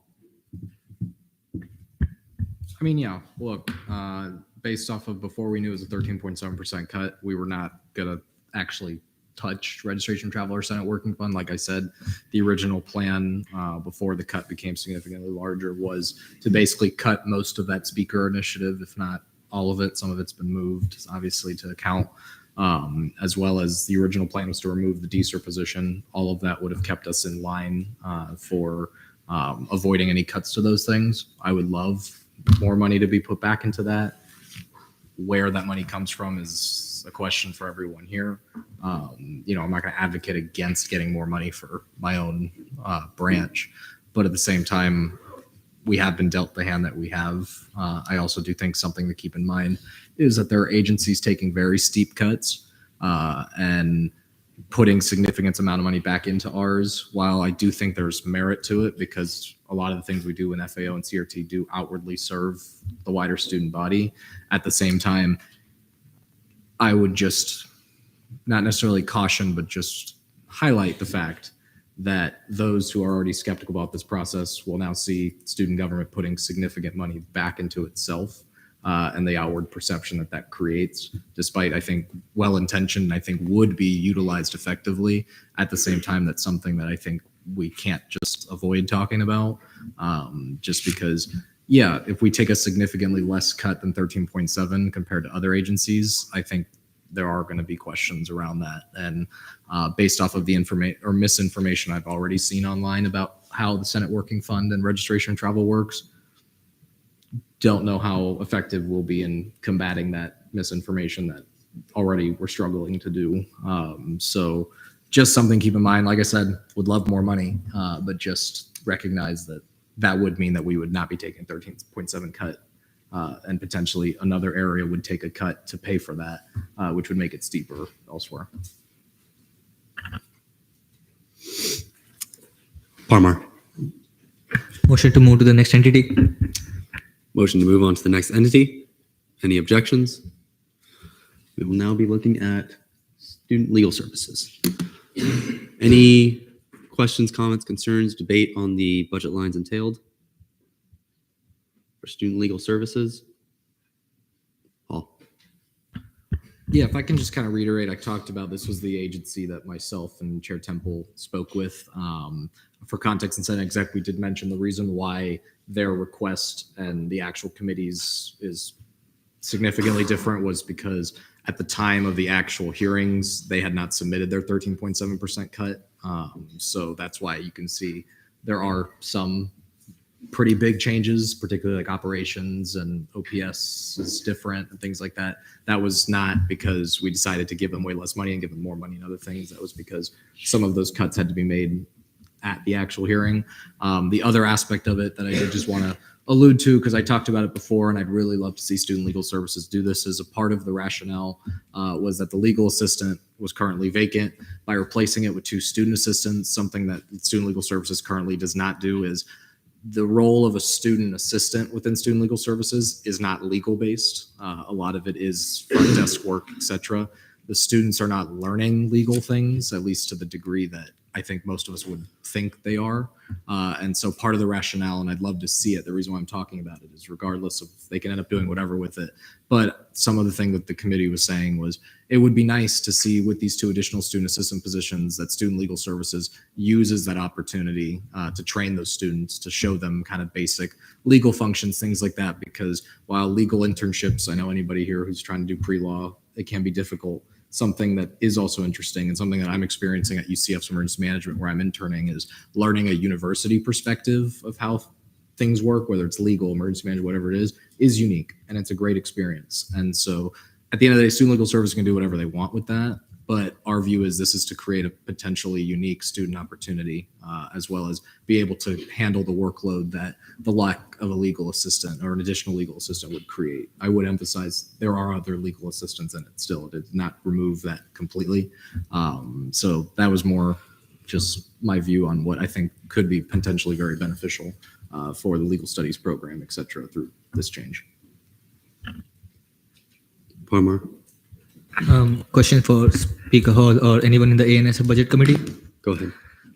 When you did suggest this for the student assistants instead of the legal assistant, what were the sentiments of the director towards this suggestion? Yeah. Temple. So initially, if I'm not mistaken, the SLS representative was a bit hesitant with it because they really did want their legal assistance. But we did ultimately come to this compromise in order for them to, and they actually ultimately took this as an alternative in lieu of the legal assistant. Hull. Yeah, and if I can just bounce off, a part of the conversation was they argued, at least initially, that a student assistant can't do the legal assistant responsibilities, but their original plan would have cut a student assistant. So the conversation became, well, if you have less student assistants, what would the legal assistants be doing? And what we reached the conclusion of was based off of the SLS, just I guess we're talking to Parmar, but everyone, is what we reached the conclusion of is if we had kept both legal assistants, the legal assistant would be doing the student assistant work, that they would have to alternate taking turns standing at the front desk doing front desk work. So it started to just feel like not redundant, but it felt like it wasn't really solving the issue, which was that they don't have time to dedicate because they're having to deal with the back and forth. So this created an avenue where they would be able to have that front desk fully manned and things like that, and create the opportunity for SLS to train them in basic things, even if it's just notarizing, things like that, experience that can help them down the line. But I can't say whether they liked that change, but I think that they've at least accepted that change as a compromise. Is that a follow-up? Bathasia. Why 2 student assistants? Why not just one? Is that just To the have whole- whoever can answer. well, Richard. Cost to have one full-time employee was a lot more drastic than 2 student employees. And the biggest thing they were worried about, what they vocalized was, if they had one person full-time, it's consistent work, whereas a student, they're worried may or may not be there, forever. But we just really wanted to just kind of just reassure them, because they have 2 other full-time assistants. And I know, like, me and many others have worked as legal assistants for a few years in the past, and like it really does build good experience. And I'm sure they could find really good, motivated students that could probably surprise them and probably help them in ways they didn't imagine. So we kind of went ahead with 2, just half the reason for it would save a lot of money, and the other half because instead of one full time.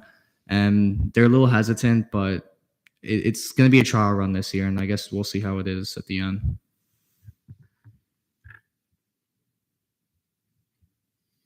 Any other questions, comments? Palmer. Move to go to the next entity. There's been a motion to move on to the next entity. Any objections? Seeing none, we are now at the student union.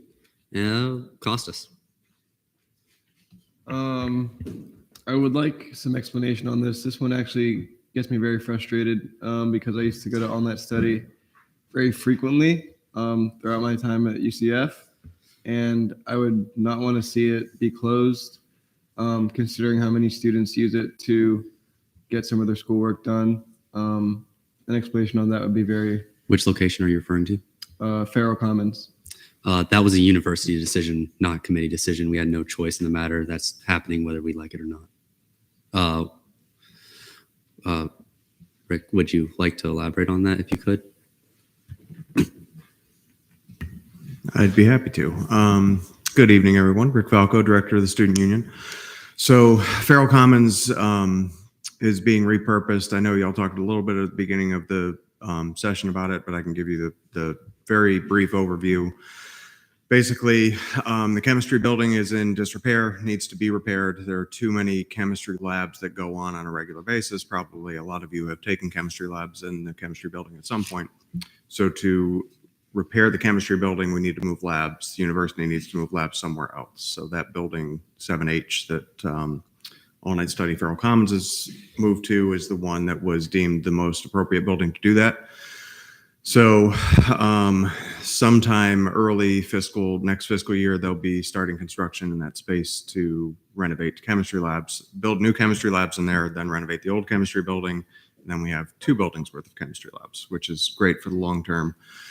Not so great for All Night Study Farrell, as you already mentioned, has been a much more popular location than Arena, and I can anticipate, if it's okay, Mr. Chair, to the questions about Arena. The Arena location has seen a significant decline in numbers since COVID. Before COVID, it was starting to trail off. Since COVID, it really has trailed off quite a bit. And so when we're looking at a lot of the other things that you all have been talking about tonight and over the last couple months, the Arena location to me doesn't make sense compared to a lot of the other things on the table.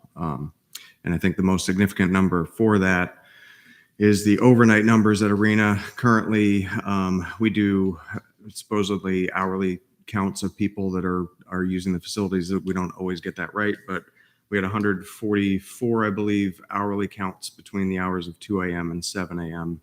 in the fall semester. 75% of those counts had 0 or 1 people, and we staff it with 2 people. So that's not good. Campbell?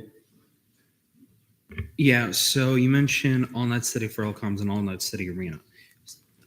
Just because I'm not too knowledgeable in All Night Study. So a third location, or is it just those 2? It's just those 2. Okay. Are there any plans or any like decisions for what would take place of the All Night Study at the Arena?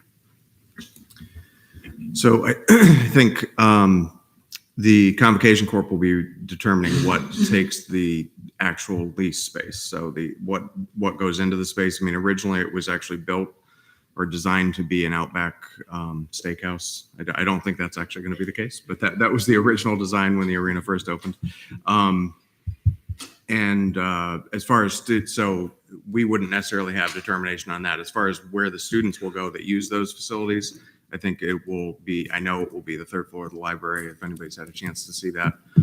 It's a pretty incredible space that should be open or is opening any day now. I haven't heard the actual grand opening date, but example is they have 30 small study rooms compared to the 2 that we have in All Night Study Arena. Is that a follow-up? Yeah. Go ahead. Are there plans to create another All Night Study location? Like, is there an empty space that could possibly be taken over by All Night Study, or is it being phased out completely? And even if there was an empty space, like that's off the table? Yeah, that's a good question. So my perspective on it, and I've been around since we opened the first All Night Study, my perspective is student government really stepped into a space that is really the university's job to provide that space. And so student government saw that there was a need for study space on campus and partnered with the Arena to open the first All Night Study, which opened, I think, in 2010, something like that. At the time, the library expansion was just kind of a thought. It hadn't even started yet. To me, that was always a stopgap until the library was completed, and the library is nearing, it will never be completed. It seems like there's always a new phase coming. But so to me, my recommendation would be, I think this is the opportunity for student government to stop funding a university. Typically at universities, All Night Studies don't exist funded by student government because libraries exist funded by education funds. And so I think this is our opportunity for that. I'm not against looking into that potential long term. I think some of that is going to be dictated by what President Lopez has already said about the potential for 24 hours at the library. Paul? Yeah, just to bounce off what Rick said, President Lopez has mentioned about the library being open 24/7. I think that that's something that should definitely be explored. I think that we as a legislative body also have the ability to outwardly express what I think a lot of students feel, which is why the library is not open 24/7 and probably should be regardless. I know based off of conversations we had when we were in committee, that the late night hours of peak time was the same time the library was open.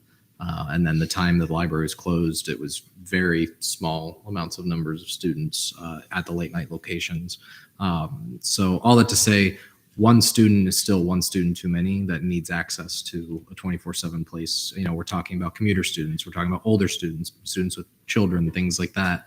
But at the same time, I do think that a better avenue would be to look into the library as well as allow UCF itself to provide a service that they should be providing rather than the ANSF budget going towards that goal. Now, what we do up to everybody here, but my observation is kind of to obviously follow up with President Lopez, but also explore how student government as a whole can at least emphasize the desire for students to see a 24/7 library. Lopez. Just to kind of sum up Director Falco and Speaker Hall's points, and a point of information in case you didn't know this, currently there's been over $20 million of CITF funds, so of student funds that have gone into the construction of the library. I really don't think it's not fair. It's fair of us to ask the university when it comes to now, since if you guys all decide to close all night study, considering how much student money has gone into the renovation of the library, which is supposed to be providing all of this study space, I think this gives us a solid, I don't want to say arguing power. That's not the right words. That's not the right words, but that gives us a legitimate reason for conversation. So that just in case you all didn't know that, there is a lot of money from student fees that has been put into library renovations, and keeping the all-night study, which was only created because the library wasn't doing what it needed to do, is very counterintuitive to all of the money that has been put in. So I just wanted to let you all know that when making your decisions. Bergman. A couple questions for Mr. Falco. I know the student union costs a lot to operate. Does the student union budget benefit at all from Aramark's use of our facilities? Good question. Yes, we do. We get 5% of net food court sales on everything Aramark sells, 10% on Smoothie King and Purple Ocean, and 5% of catering sales. What do we pay Gray Robinson for, Mr. Falco? Oh, that's a complicated question. So that's it's actually a student government initiative that is funded through the student union. So I will give my part of the answer and then turn it over to someone, and exec probably President Lopez might be best. So they act as a consultant on behalf of student government at the state level to consult on student issues, or not a consultant, excuse me, lobbyists to lobby on student issues. And so a decade or so ago, we were looking into the funding of that. And so you can't use state funds to fund lobbyists for obvious reasons. Like, that doesn't really make sense. Activity and service fee is not a state fund, it's a local fee fund. However, lawyers looking at it were kind of like, well, maybe. We're not really entirely sure that's okay to use activity and service fee funds. However, we are entirely sure that it's okay to use revenue funds that come into activity and service fee. So it got moved from an activity and service fee funded thing into the student union's revenue account. So I'm not the one that actually hires Gray Robinson. I'm just the one that brings in the money that pays Gray Robinson. So as far as the actual advocacy that they could do, that's better directed to exec. Would you like to elaborate? Do you want me to elaborate? Please, that sounds great. Okay. So I can just give you a couple of examples of what Gray Robinson has done for specifically our lobbyist, Chris Carmody, what he's done for us this year. They're specifically within this conversation, we've had multiple conversations with him regarding fees and what that looks like within the state. He is actively working on providing us with more information on what the other universities' fees look like. And when it comes to having conversations with Florida legislatures if the conversation arises to even like increase the fees. That's something that he would be in support of on behalf of us. Another thing that Gray Robinson helps significantly with is Day at the Capitol and the scheduling of meetings, and getting us meetings with legislators. I'm sorry, I apologize for that. They also help when it comes to the Florida Student Association and navigating the different priority areas. And they really act just as a guide and a resource that's outside of the university. So it's more of a neutral perspective when it comes to different topics and situations. Thank you. Temple. Question to the president. Go ahead. And to confirm as well, the Gray Robinson is helping Governmental Affairs Coordinator McLean on prepping students for Day at the Capitol this year. To confirm. I would have to confirm that, but I believe that was part of the conversation that Chris has agreed to. I think it just comes down to the dates that he's available. Any other questions, comments, concerns, debate on the student union while we are here? Okay, seeing none, we're going to move on to volunteer UCF. Now we are here looking at volunteer UCF. Volunteer UCF. Sorry about that. And the budget lines that it entails. Any questions, comments, concerns with volunteer UCF? Spalding. Just on a completely unrelated note, Les is a sergeant at arms and Moore is just like a senator. If you're gonna cough or sneeze, can you please cover your mouth? I don't want anybody to get any kind of like sickness or any kind of thing. And also, it's like when you cough into the mic, it kind of like distracts others. So just kind of like, sorry.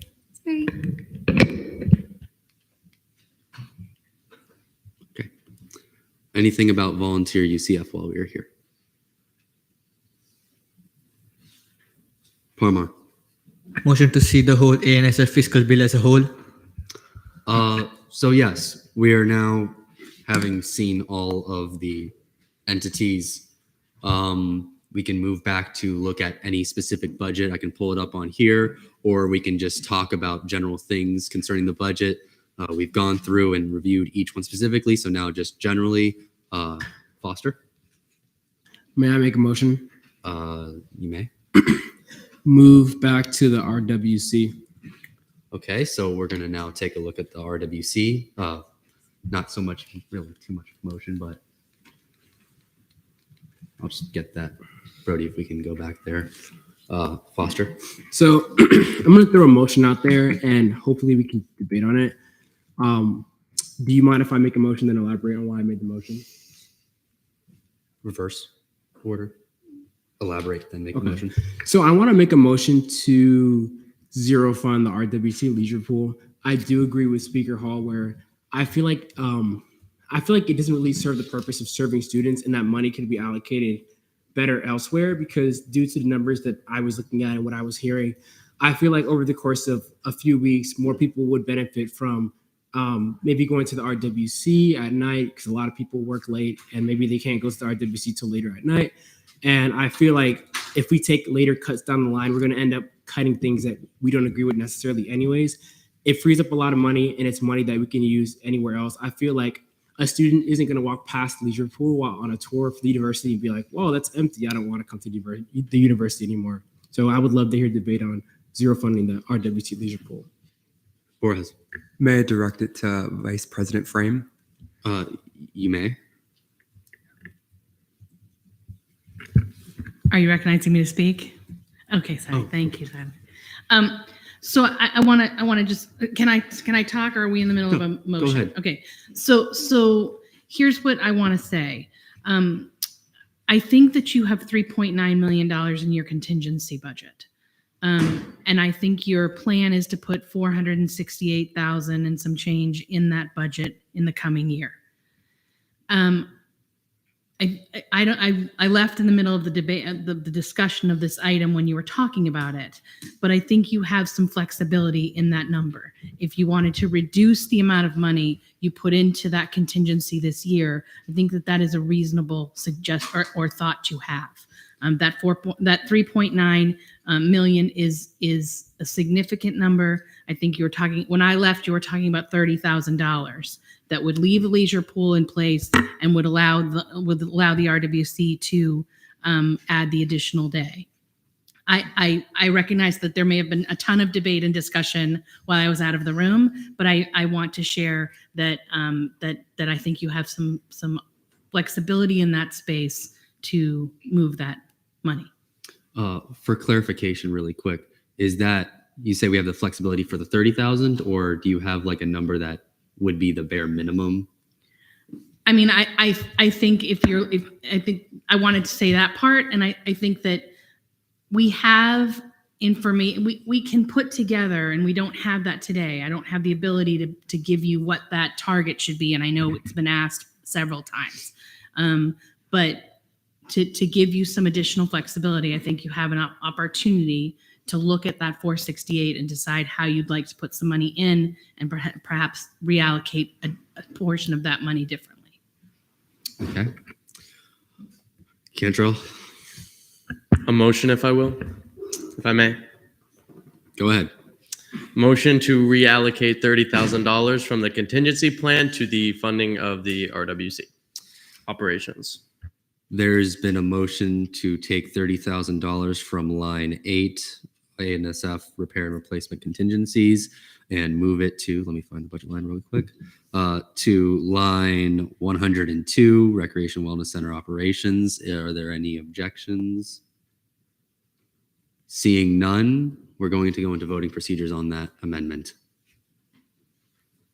Actually, real quick, could we do before, just because it's $30,000, could I ask about the specific number? Because I don't know if it was 31 or 30. It's 30, but it would also go into OPS, not operations, if that matters. Would you amend your? I would like to amend my motion to allocate the $30,000 to OPS instead of operations, which is line 100. That is the motion that is being made. Are there any objections to that motion? Seeing none, we're going to go into voting procedures on that motion.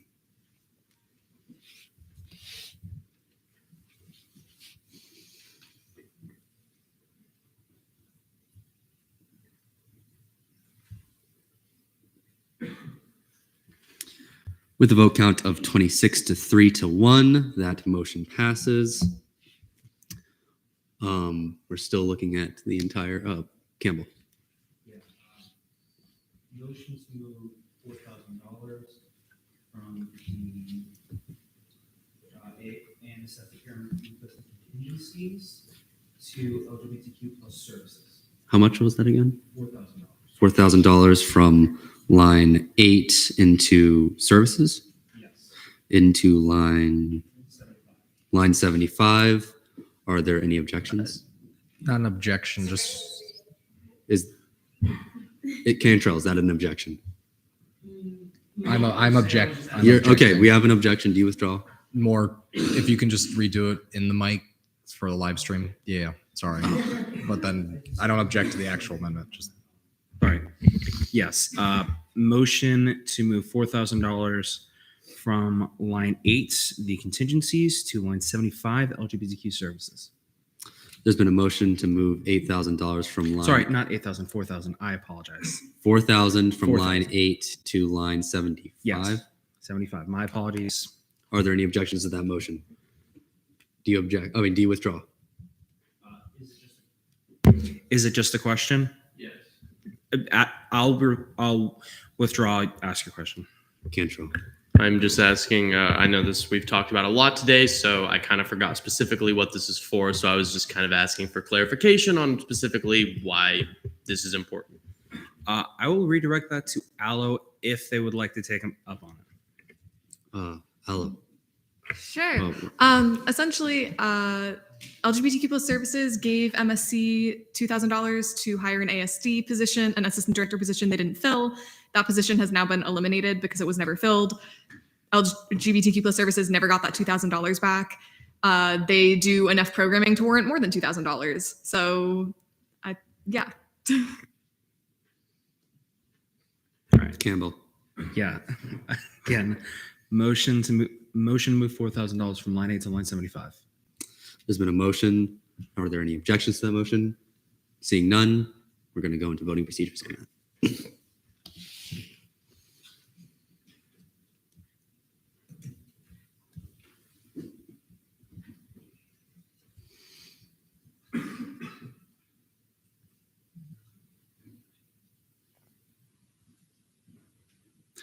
With a vote count of 29 to 0 to 1, the motion passes. Campbell is. It's another motion. Borges first. It's kind of long. I'm sorry. I have points. Feel free to stop me whenever and clarify why if you need to. Acting Chair McClellan. So, okay, students are upset. We know that. For those of you who always say that we do everything with students in mind, I want you to keep that in mind right now. Represent their voices, consider the impact we can make in this last hour. The RWC should get the extra hour back and keep the pool without taking it from contingencies, because we kind of need that. We should make sure students have access to free Scantrons, Blue Books, and printing so that they can do what they're enrolled here to do, and that's be students and graduate with a degree. There are countless other areas in mind, and in the minds of many students, they want their funding to go to that we currently have not done yet.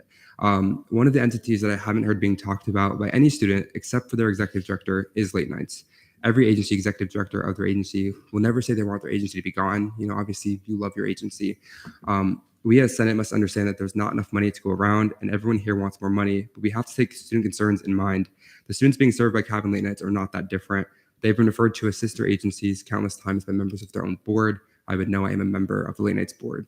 It's clear that due to a number of collaborations that they do, Late Nights does not truly have that many different students coming to their events as the ones as CAB. And I don't think it's really warranted to keep Late Nights as an agency. If you guys don't agree, that's totally fine. I just wanted to express that. I think it's also important that I bring up concern. I brought up the finance office and Comptroller Erked when I was vice chair of finance office. And that concern is that Late Nights possibly misused funds last fiscal year. To be specific, they requested transfers for events, canceled the events, and then instead of returning all of the money that wasn't used for the one event that did happen, it was used for $2,000 for an RSVP only banquet.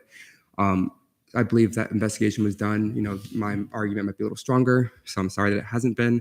But I also want to mention that earlier mentioned by the executive directors is that the events that have established Late Night's role here are my events. The sexual wellness bingo, was my event.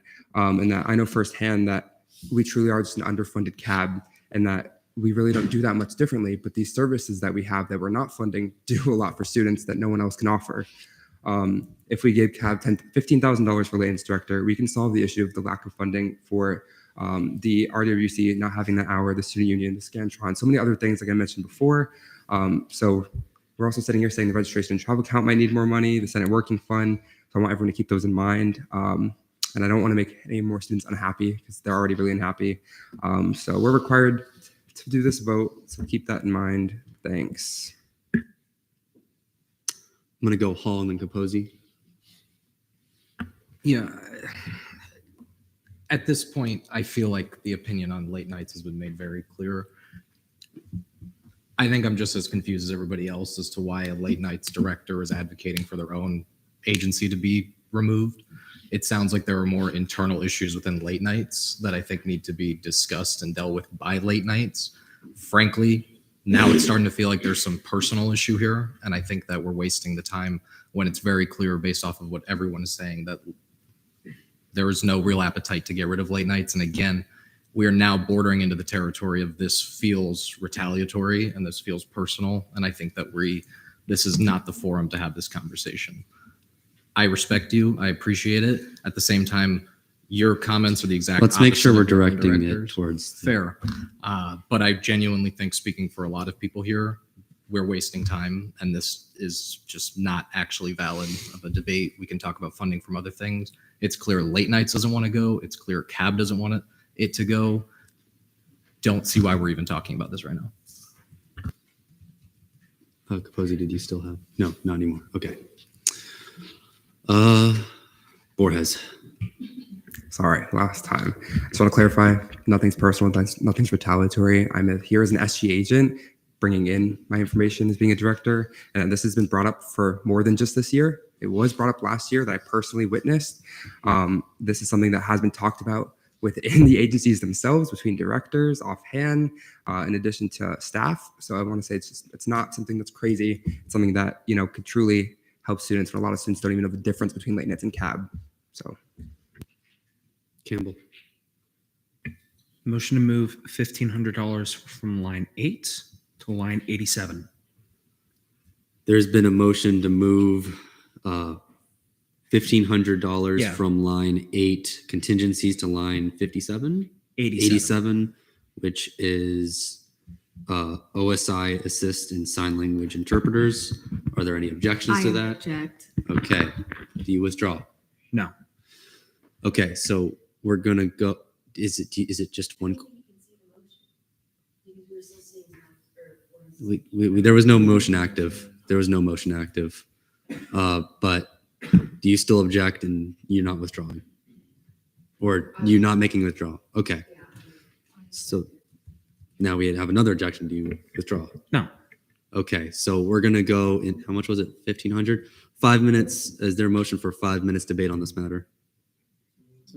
Okay, seeing no objection to that, we're gonna go into 5 minutes of debate on the matter. Spalding. I'm just not sure that it makes much sense to take away 1,500 from line 8 and put it into line 87. You said, when the amount has been a constant since 2020 to 2021, and they didn't even request more or ask for more. So I just kind of think we should, if that's what they ask for and that's what they're getting, we should give that to them instead of taking it away from, line. I think that's contingency. So I don't really see the point in doing that. Campbell. The reason why I bring up giving more funds to these interpreters is because I've been explicitly asked by multiple members of the student populace, by members of the RSO that I'm an officer in, and as the chair of the Disability Caucus, I've been explicitly asked to find ways to increase funding for these interpreters to create better accessibility options for things involving OSI, and also in Senate as well. I've been explicitly asked by, I want to say, 3 different people to have some form of interpreter here in person for the live stream. Temple.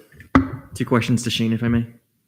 Go ahead. Mr. Gentleman, can you explain briefly what the $4,500 are allocated to regarding the OSI assist and sign language interpreters? Can you please use your mic? Sorry about that. That fund was created probably 7 years ago, and it was in partnership with Student Accessibility Services.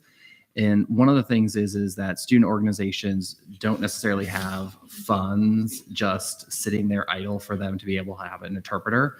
And it is also sometimes they're not able to come to student government to ask for that because of the time frame to ask for it, because they may get a request literally 2 weeks before their event that they need a sign language interpreter, and that the funding process for student government doesn't meet it. And so that is a pool of funds that student organizations can come in and request it for their events, and then we will help them to schedule that interpreter for their event or their meeting. Domino. Wow, sorry. Can I direct a question back to Shane? Go ahead. Shane. Did you yourself get the same inquiries as the Senator Campbell about an increase in need or a more presence for an ASL interpreter? So I would say that we go through that budget every year. That budget is used, and in many cases, we've actually gone a little bit higher than that. And as a result, from our budget, we just have to figure out where to kind of take that money from. I would say is that it is not something that is widely advertised. And if it was advertised more, that the use of that fund would be even greater in that process. Foster. May I direct a question to Dr. Frame? Go ahead. How much money do we have to allocate realistically from the ANSF contingency fund before we reallocate anymore? Because I don't want to treat it like a slush fund. Thank you very much for that question. I don't think it's a slush fund. I think I don't want to put a dollar amount on it, but I think that you have flexibility there to put money away, but to potentially fund some additional pieces if you want to. $1,500 for interpret, whatever you decide is your thing. If you're going to put it, if you put all the money in right now, I think your contingency budget would be at 4.3 something.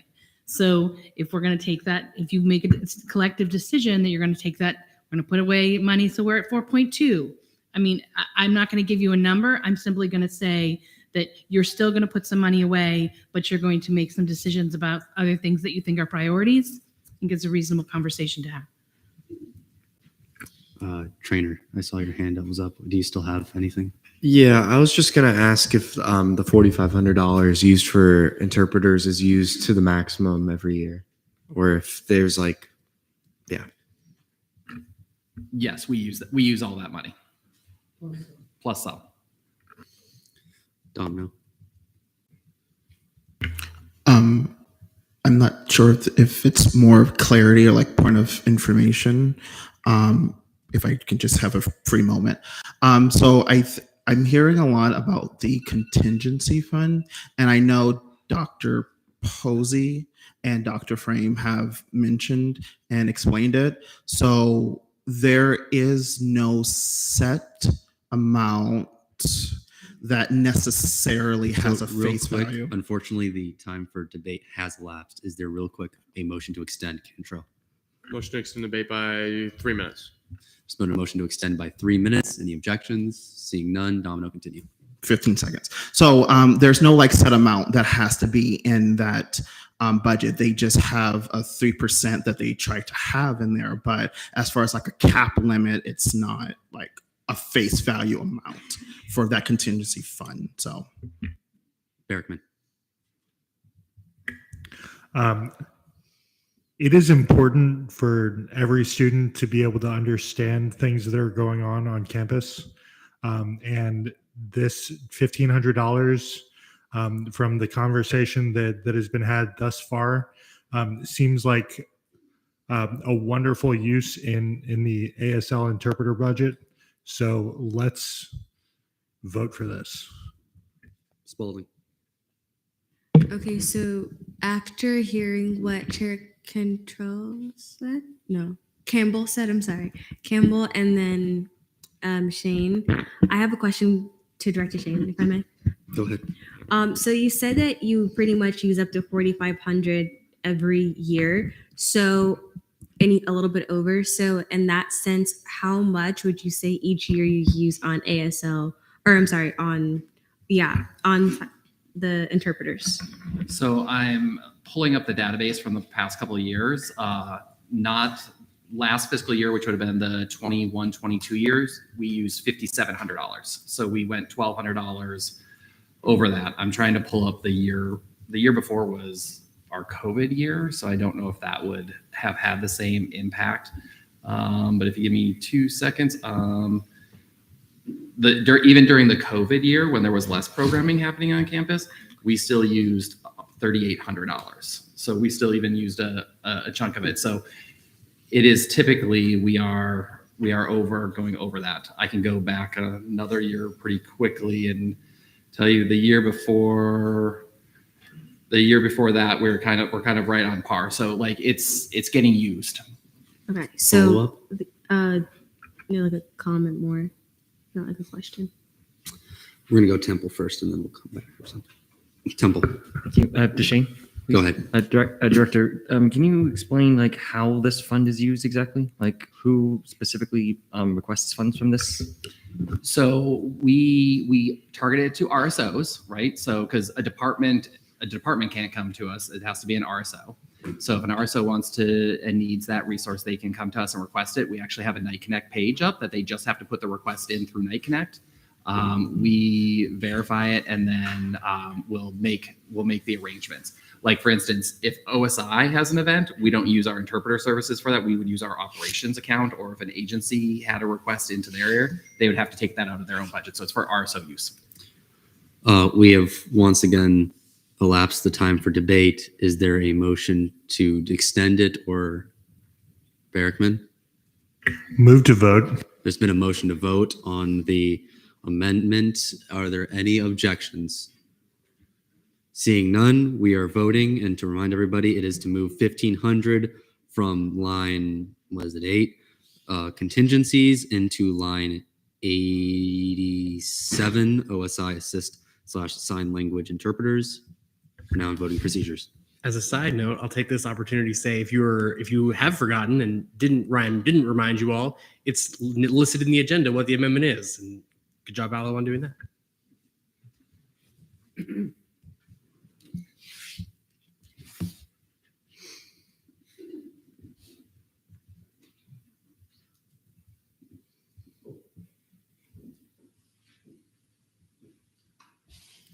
With a vote count of 24 to 3 to 1, that amendment passes. Barrickman. I'd like to do an explain then motion thing. And explain that motion. Well, explain your explain. Okay, thank you. Sorry. So Dylan has mentioned previously that we're trying to stay within the 13.61%. It looks like currently the legislative branch is taking about a 16 point something percent cut. And we could really use more money in our registration and travel fund. So I would like to move $20,000 from line 8 to line 148, registration and travel. 148. Yes, that would bring us in line with the 13% overall cut. So we don't look like we're doing weird stuff, but also give us a little bit more flexibility when it comes to offering travel fees for students to go to conferences and get jobs and stuff. There has been a motion to move $20,000 from line 8, the ANSF contingencies, to line 148, the registration and travel fund under the legislative branch. Are there any objections? Is that an objection? Do you withdraw, Bergman? No. 30,000. All right. Is there a motion for a 10-minute debate? Object. You object, Foster. Can we have a 6-minute debate? Because I think there's other things that we should also see. It's been a motion for 6-minute debate on the amendment. Are there any objections to that? Seeing none, we are in 6 minutes. First, I'll go Hall. I'm definitely in favor of this. I think that this gets us in line. To be honest, we were taking more of a cut than necessary, to be frank. And I think that to Barrickman's point, as well as I know Chair Borges, Chair Tribble, and others have kind of expressed, this money goes directly to helping students, whether it's conferences, whether it's registration, whether it's presenting research, whatever it is. This money is not for us to put fancy pageants and things on for ourselves. It's to get students to be able to travel from point A to point B and represent UCF at the both state, national, international level. I think that this is something that, again, puts us in line with the actual cuts that other agencies are taking, while, again, benefiting the student body as a whole. And I think that in the grand scheme of the total contingency budget, it's a small price to get us in line with the 13.7. That also, again, directly correlates to helping the student body. Donovan. I agree, and we'll be voting in favor of this. I don't want to see this fund get to the point where we're having to make cuts to the funding of RSOs that have genuine claims to needing registration and travel. Because personally, thinking back on all the ones we've seen this session, I don't know who I would cut. I don't know how to value the trip of some engineers over the trip of some marketing majors or anything. And I think that this is money that should be kept in this budget. Uriah. Move to vote. There's been a motion to vote on the amendment. Are there any objections? Seeing none, we are now in voting procedures.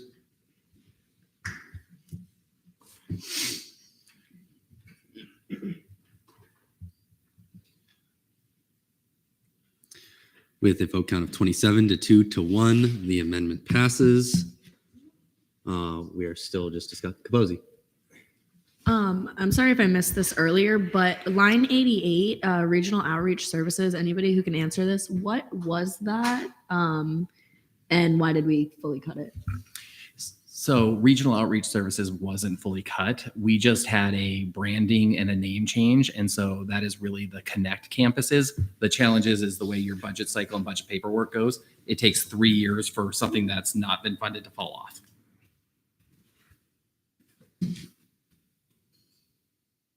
Spalding.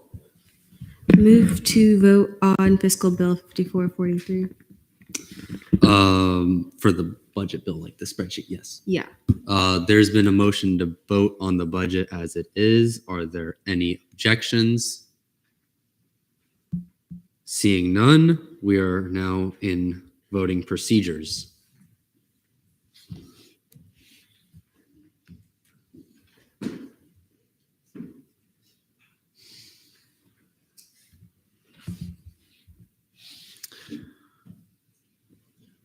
Okay, with a vote count of 28 to 0 to 1, the budget Excel passes. Barrickman.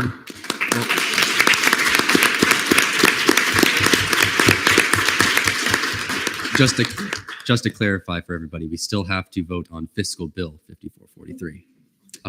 Barrickman. I was just going to move to vote on fiscal bill 5443. 1 second on that. Brody, are you getting the stuff into 43 so that it all looks good? Or do we just vote on it without the...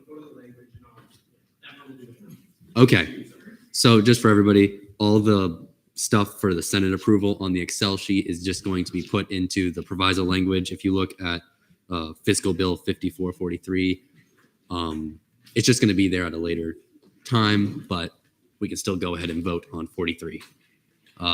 So is there a motion to go vote on fiscal bill 5443?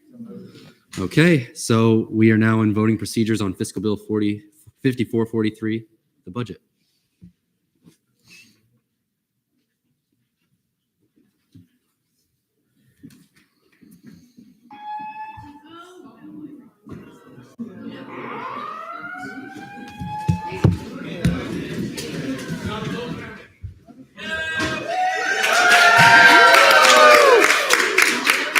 With a vote count of 23 to 0 to 1. It passes. Everybody leave. Everybody get out.